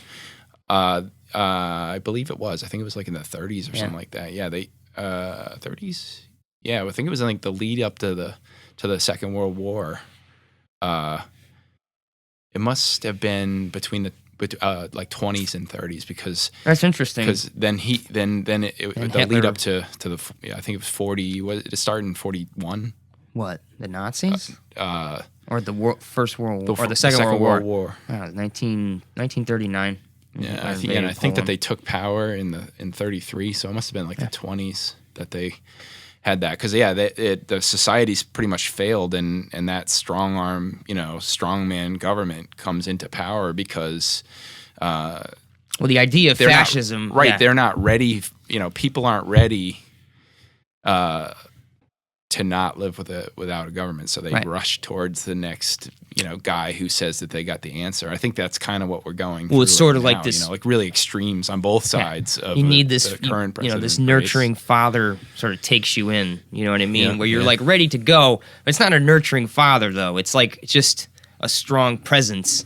Yeah. Draws you towards it. It's almost like mental. It's sort of like psychological gravity or something. You're actually just drawn to it because it's safer than having to think for yourself. Yeah. I mean, the idea of fascism is the fasci, the symbol of fascism, which is on our dime, the American dime, if anyone wants to look at it, is a bundle. It's either like a bunch of arrows, or the fasci is like a bundle of rods bound with iron bands, and there's an axe in the middle, and the axe is in the middle and it goes on the top, and represents the government. The axe represents the government, and we are the bundle bound together. The idea being that a bundle is harder to break than a single stick. Yeah. So, and then the only people who can break the bundle is the government. Because we're bound to them. Yeah. And that's just all you need to know about fascism. Right. So, I can definitely see how in a time like that they could, swing power. Yeah. You feel like we're getting closer to something like that in our country? I don't think so. I think we're more aware of it now. Yeah, I don't think so yet. I think that if somebody was able to snow the public, I don't think that they would be able to turn the key. Yeah. I don't think America could fall for that now. I don't think anybody in the world could fall for that now. There's just too much transparency. Yeah, I think they have to. That kind of goes back to their just keeping it hidden within the country. Because we're pretty much carrying out things like that on other countries. It's just not. People wouldn't support it. They wouldn't support it if they paid attention to what was going on overseas. They don't. They just don't. They'd rather not. Yeah. I mean, it's. I don't know. It's funny to see. I kind of like Donald Trump a little bit. Do you? I don't know. What do you think about him? I think people are drawn to him because he's an outsider and he kind of makes the system jump a little bit. He's just saying some wild shit. He is. I don't support anything that he says really. I mean, other than his ability to. He's not afraid to say we should end the minimum wage. I think that there should be no minimum wage. Yeah. Like I said, voluntary. Everything should be voluntary. If somebody's voluntarily working for $2 an hour, they should be able to do it. They shouldn't not have a job. Voluntarily paying. What about someone who's like, I'm going to pay you $2 an hour to do this? What's to stop people? Because I'm not necessarily in support of a minimum wage. I don't like people being forced to have to pay something. But I also, living in Connecticut, I don't want to be fucking paid pennies. Right. You wouldn't. I mean, there'd be so much work. What sets the standard? Just a collaborative effort? It's what it's worth. It's what it's worth. So if it's not worth $2 to you to give up your labor, then you wouldn't work for $2. It has checks on itself. They're going to have a hard time filling that position, getting those pickles and peppers picked if they're not going to pay to do it. So, and if people need more money, then they'll ask for more money or they'll go somewhere else. And he'll just have to eventually, whoever's paying them, doing the paying is going to have to pay what it's worth. And that's now. What about like overhead? Because I'm kind of developing this idea because I'm trying to educate myself more about logistics and economics and stuff. Mostly through just internet and talking with my friend Steve. He went to school for business and everything. Yeah. But it seems to me that if we didn't have this large-scale system of transportation where we were spending money on fuels and upkeep and vehicles and all this kind of stuff, if we were to be able to source things locally, I think that businesses would be able to afford to pay people more, and people would be able to have a bigger stake in those businesses because they were more local. I like the idea that there was no interstate commerce at one point, where people were more, local and be in more control. It was more, people had more contact with what was going on. So I think there was more accountability. Yeah, agreed. I think that that should all develop though freely, I think too. Yeah. Like if it's going to get to the point where it makes sense for this business to buy something over here because it's cheaper to make it over there. I honestly think that that's the right business move to make, because then it's the price of that item. What people are willing to pay for that item is what drives that price. It's the consumer that drives the price. So if they need to compete to make it cheaper to get competitive in the market, so it brings prices of everything down. Prices of everything should have downward pressure, because we're constantly creating new technology to make things cheaper.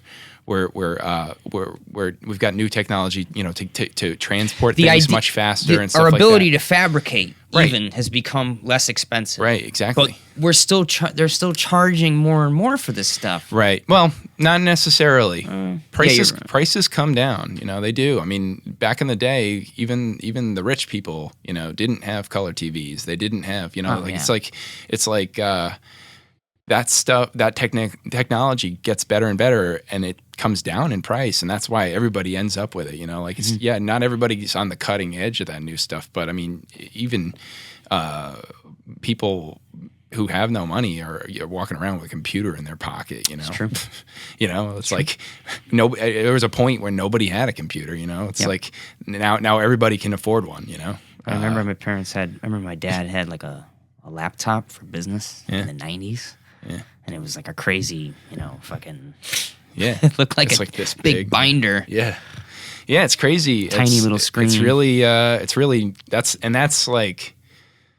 one of the things that's just like a wonder, of humankind. Like the technology is crazy. That we're getting to that point. And like I was saying, prices of that stuff when it comes down, and it allows the marketplace to get bigger like that, so now China, is able to kind of build out, themselves out of poverty, because eventually that $2 job. Yeah, but at what cost though? Like, look at the air quality. So hear me out. All right.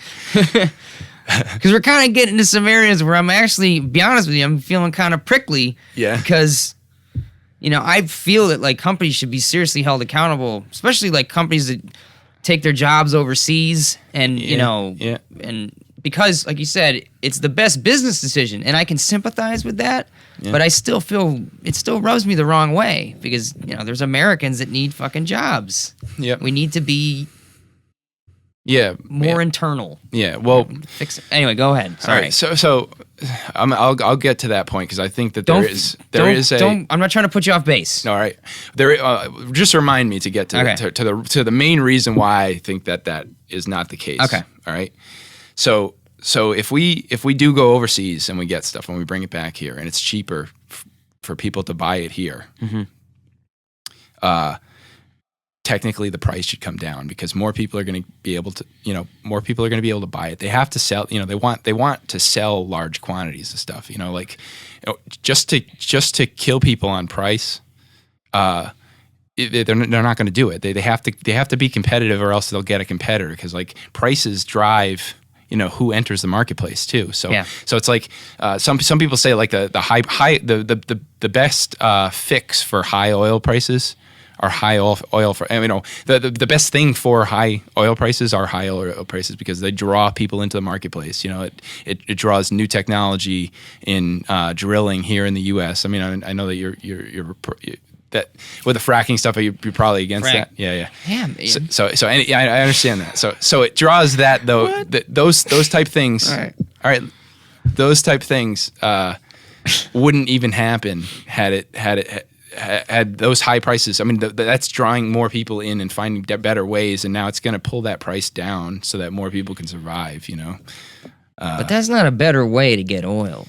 I don't think hydraulic fracturing is safe at all. Yeah. I don't know. I agree, but I think this is another way, thing with where people are getting, they're getting into this stuff, and the government is kind of letting them. I see, like on their own private property, they should be able to do stuff like that. But if they're affecting other people's property and stuff like that, I mean, that's where I think that people have standing against those companies, but. If they're able to do it and they're doing it on their own property and they're not affecting other people, which it can be argued that they are, I guess. At the time, like it's always not necessarily right away though. Yeah, they'll do it for a year and nothing will happen, and then one day there's a big fucking sinkhole because there was a salt deposit that got like it happened in fucking Florida or Alabama or whatever it was. There's these like salt deposits under the ground. Actually, United States Strategic Oil Reserve is one of these things where there was a salt deposit that they actually melted and turned it into salinated water, and they extracted it, and then they filled this underground chamber that had been previously full of salt with oil, and that's like what we have as our Strategic Oil Reserve is like a giant underground oil lake. Yeah, it's crazy. But that's what happened in Alabama. They were fracturing, and there was some kind of underground mineral deposit that dissolved under somebody's like a neighborhood. Yeah, that's crazy. Yeah, well, they should be held accountable for it. That's good Lord. That's fracked myself. So, anyways, that got us divided. Sorry. So yeah, I mean, I think that companies like that doing that kind of stuff should be held accountable, but.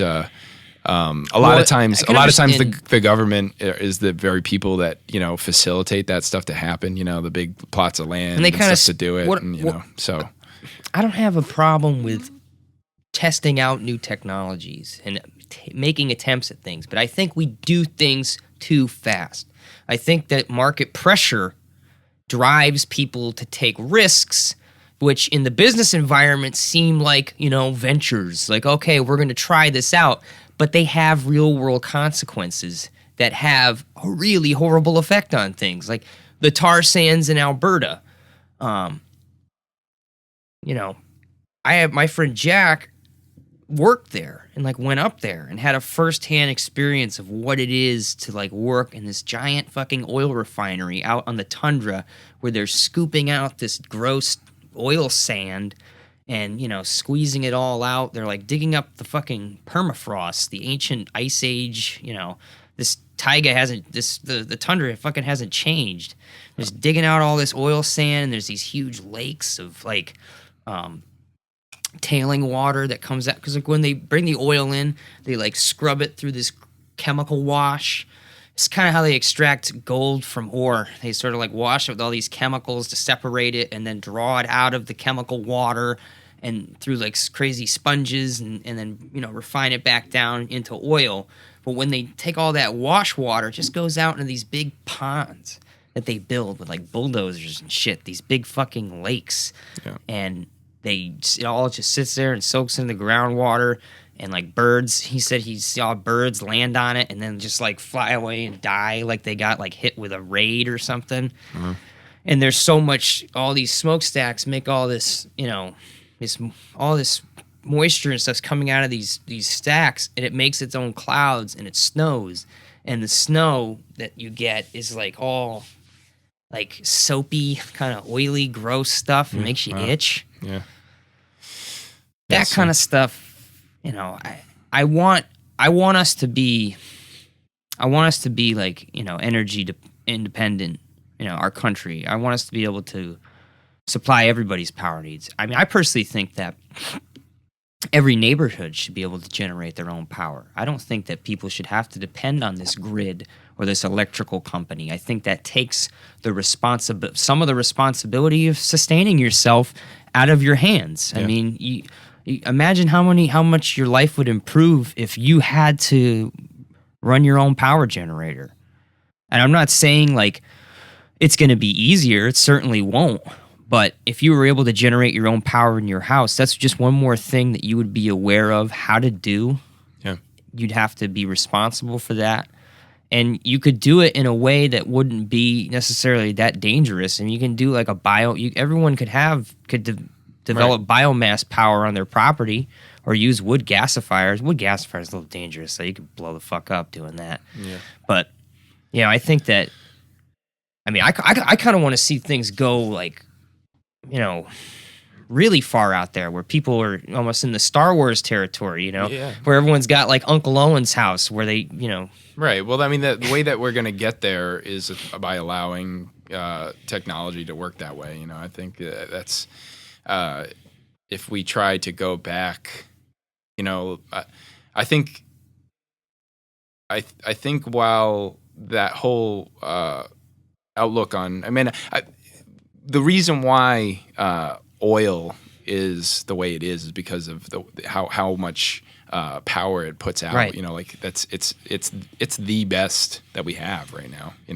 And obviously, if it's there and available, that's what's going to go first, is because it's the best and it's the easiest to come by as far as. It comes down to a very simple thing: is just force, energy. Yeah. Yep. That's really what it all is in life. It all comes down to and energy. I think like eventually, if the clean way to go, the more clean way. Coal is, they've made it really clean. They're making that stuff better. I've never seen that tar sand stuff, so I don't even really. It's hell on earth. Yeah. I mean, if you want to look up a good view of it, it's a little slanted. Not necessarily. It's more slanted towards the local side. It doesn't necessarily get into like the industrial specifics of it. Yeah. It's more of just like the human cost. Yeah. It's Vice News has they have a series called Toxic, where they go to like Superfund sites and different industrial wastelands. Yeah. And they go up to this place and it's called Fort McMurray in Canada.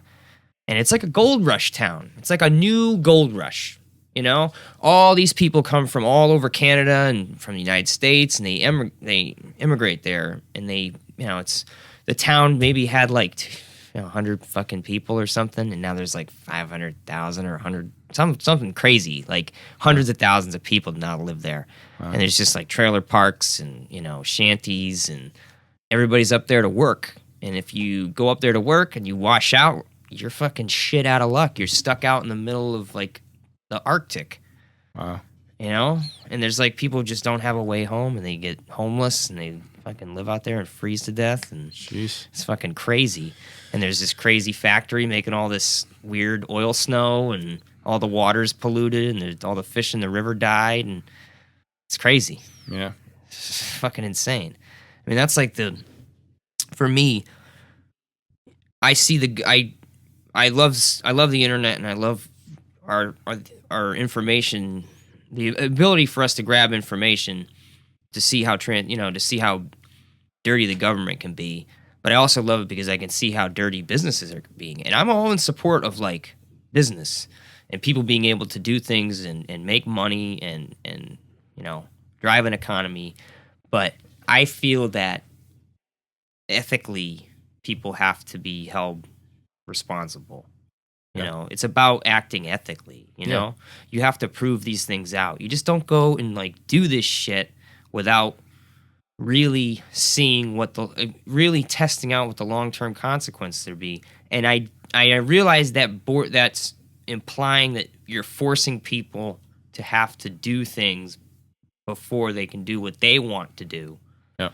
And that's not necessarily volunteering, but I think that what you're saying is if everybody has to voluntarily decide that cooperating is the way to go, I think that's where sort of what you're. I feel like that's what you're going for. Yeah, is that we're all deciding that these things are going to happen. We're all deciding that there's going to be trash pickup, and we're all deciding that there's going to be, the town's going to have a deal with this town for power or wood or whatever, or this corporation. You know what I mean? Even New England towns back in the day, when you drive around, you see our signs, incorporated, 1698. That's what Colchester was. It was a corporation of farmers that all kind of banded together and formed a town. Yep. But anyway, I think that if we as a society move to that point where we're sort of voluntarily deciding to do things as a collective, and because that's going to, I feel that that's going to go hand in hand with developing accountability between neighbors and between citizens. I think that'll help drive, people's civic pride and awareness. We'll have just less of this turtling where everybody hangs out in their house. I think that, if everything's what is it? You're saying it's consensus based, like a majority, or no. I think that you should be able to secede if you want to. Okay, if it's your property, you should be able to say, okay, within your own property. Yeah. But even at that point, you're still agreeing to the idea of property. Yeah, I mean, and I think things would be dealt with a contract and stuff like that. So I mean, if you when you bought a house in town, if they had an agreement that everybody was going to pay this much in tax, you would sign a contract and say, okay, or I agree, not live in the town. I agree to that, or not live in the town. Yeah, now, until you get into the town, if they had it organized like that. But then there'd be a lot of places that weren't organized like that. I would think, if you didn't have, if there was no. If there was no mechanism for them to force you to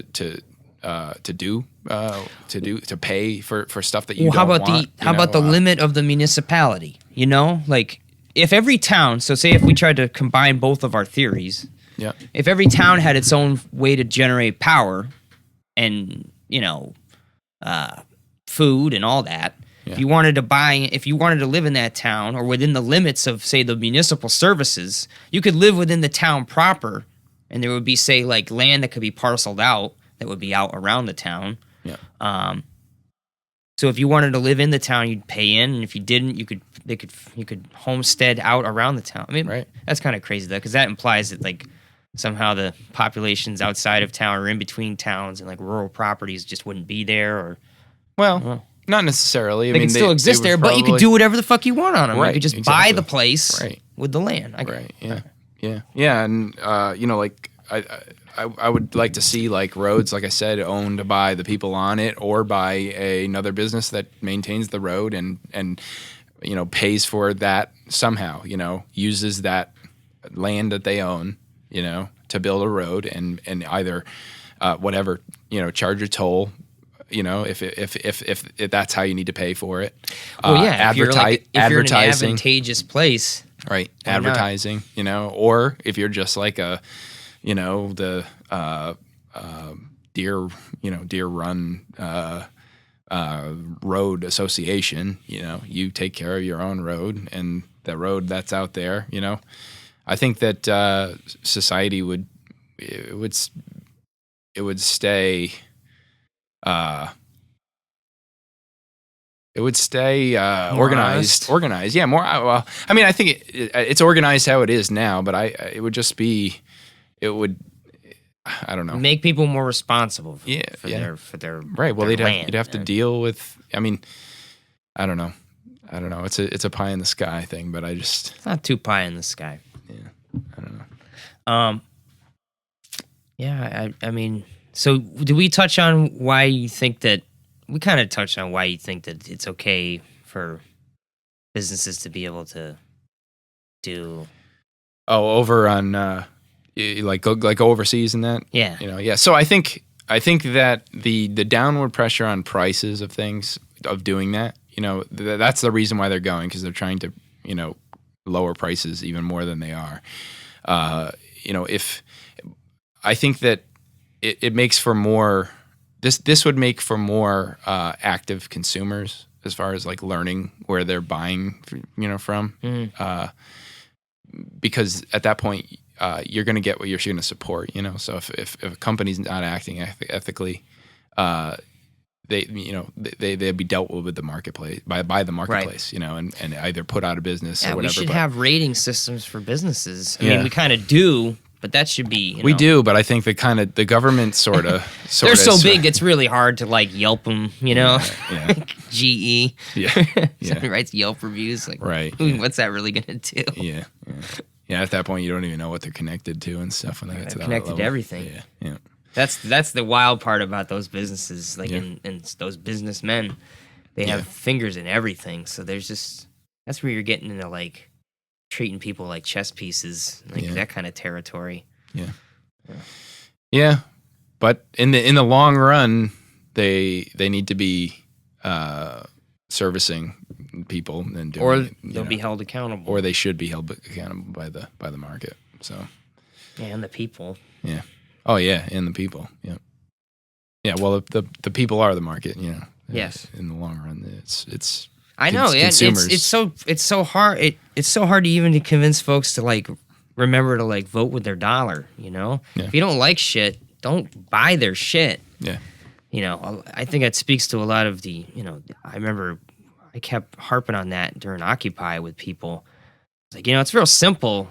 Folks would come down to the camp and they'd be like, well, what are you all about? And there were communists running around. And there's like anarchist kids and stuff. And I'm just like, I just want to see like businesses act ethically and the government act ethically. I'm really tired of being fucking lied to.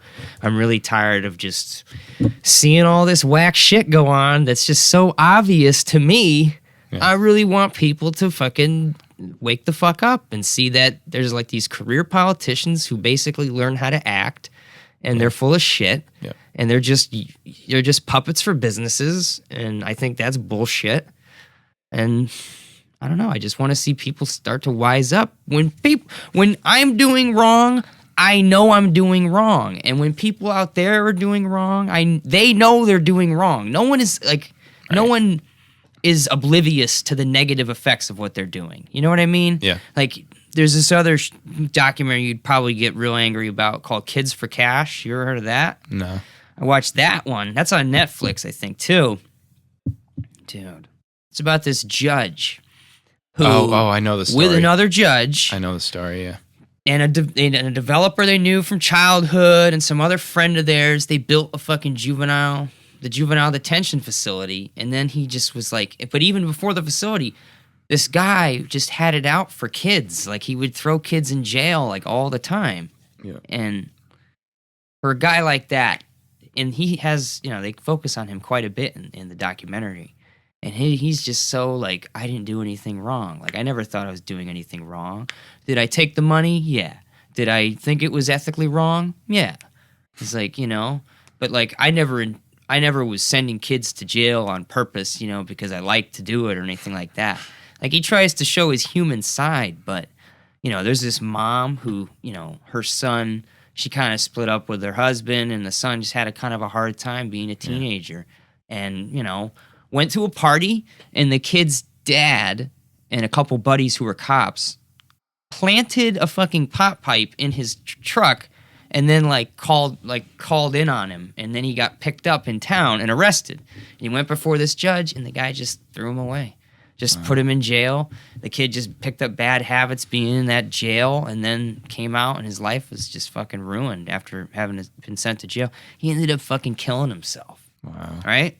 So when this judge, Civarella, gets out of his sentencing, this woman's outside on the steps just like screaming in his face. She's like, my son, I hope you burn in hell, you motherfucker. And this is after this guy's, been the whole time saying, I didn't do anything wrong, And I think it got to the point where it was beyond... I got to the point where I wasn't even angry about the money anymore. I was just pissed off that this guy was just a douchebag to kids and was just throwing them away in jail. And he would have them all waive their attorneys. Like, when they'd show up, they'd hand him a fucking waiver. Yeah. And it's just say, just sign this. And I go, do you have an attorney? No. Okay, well, just sign this. And it just waives your right to even have one provided for you. Yeah. I think that shit's just so dirty. Yeah. Yeah, it is. It is. Yeah, and that's stuff like that. I mean, that's just corrupt as the day is long, and that's why I like the Bible a lot. To bring it back to the church thing, that's why, I mean, I'm not necessarily going to go out there and start knocking on doors and talking to people about Jesus, but I will tell people that if you want to learn how to think right, reading, it's a good idea to read the Bible. It's a good idea to read, the Gita. It's a good idea to read Marcus Aurelius's Meditations. It's a good idea to read the Book of Five Rings by Miyamoto Musashi and The Art of War by Sun Tzu. It's a good idea to read All Quiet on the Western Front. It's a good idea. You know what I'm saying, folks? It's a good idea to read fucking books because they're going to teach you shit. But the red letter text, the Gospels and the Bible, you're going to learn about a dude, even whatever your ideas are about Jesus, if you're going to see a guy who gave no fucks about the government, who gave no fucks. All he cared about were human beings and human interaction and loving other people. And I think that even this idea of voluntary government, I think that for that to work, it would have to go hand in hand with an idea of loving your neighbor and the golden rule and doing unto others as you would do unto yourself. Right. Well, and that's the only way that a society like that would prosper, is if most people were doing that. The majority of the people has to accept that you only do unto others what you would do to yourself. That's the only way that a society like that would work. So that is kind of, we never got there actually. So I was saying that we just, we started going, and I've been kind of, sort of listening to, podcasts along those lines and stuff of, voluntary thinking and how society could work that way and stuff. So I see a lot of, when I go and listen to the sermons, I like the pastor a lot. He seems like he's really living it. He definitely is an example. You don't have to be out there condemning people to hell and, freaking out about gay marriage and shit. You can just take what Christ is saying and fucking apply that shit to your life, and you're going to do better. You're just going to be better at living with people. Yep. Yeah, and I think that's kind of why what I've been definitely getting more out of it now, looking at that, listening to this, to his sermons and stuff like that, and thinking of them in that light. It is, that's one of the reasons why we wanted to get, take the girls there, because we think it is a good moral compass. Sure. I think that's something that, I think we could take anything from this conversation tonight, is that, in order for us to progress as a society, we have to develop a stronger moral compass. Mm-hmm. Because for these ideas, these pie in the sky ideas to work, I think I've definitely had that same hang up where I'm like, oh, this is just how is this really going to work? I think it would be good it would work if more people were holding themselves responsible, for their own behavior and developing that good moral compass. I think that you are on your way to doing that. I want to tell you, thank you very much for coming on, and that, this is only encouraged, this is only giving me more of a sense of respect for you. And, I think you're doing a good job as a dad. And I want to let you know that, I've been, respect you, dude. This is a good talk. And, it's good to be able to, have a disagreement, but to be able to, come into understanding with each other and, be able to go on as friends. So. Yeah, cool. I don't know. Maybe I'm not making a big deal about it, am I? No, it was good. I definitely it was a enjoyable conversation for sure. Cool. All right. Well, thanks everybody for listening. Thanks for hanging in there towards the end. And see you next time. Peace out.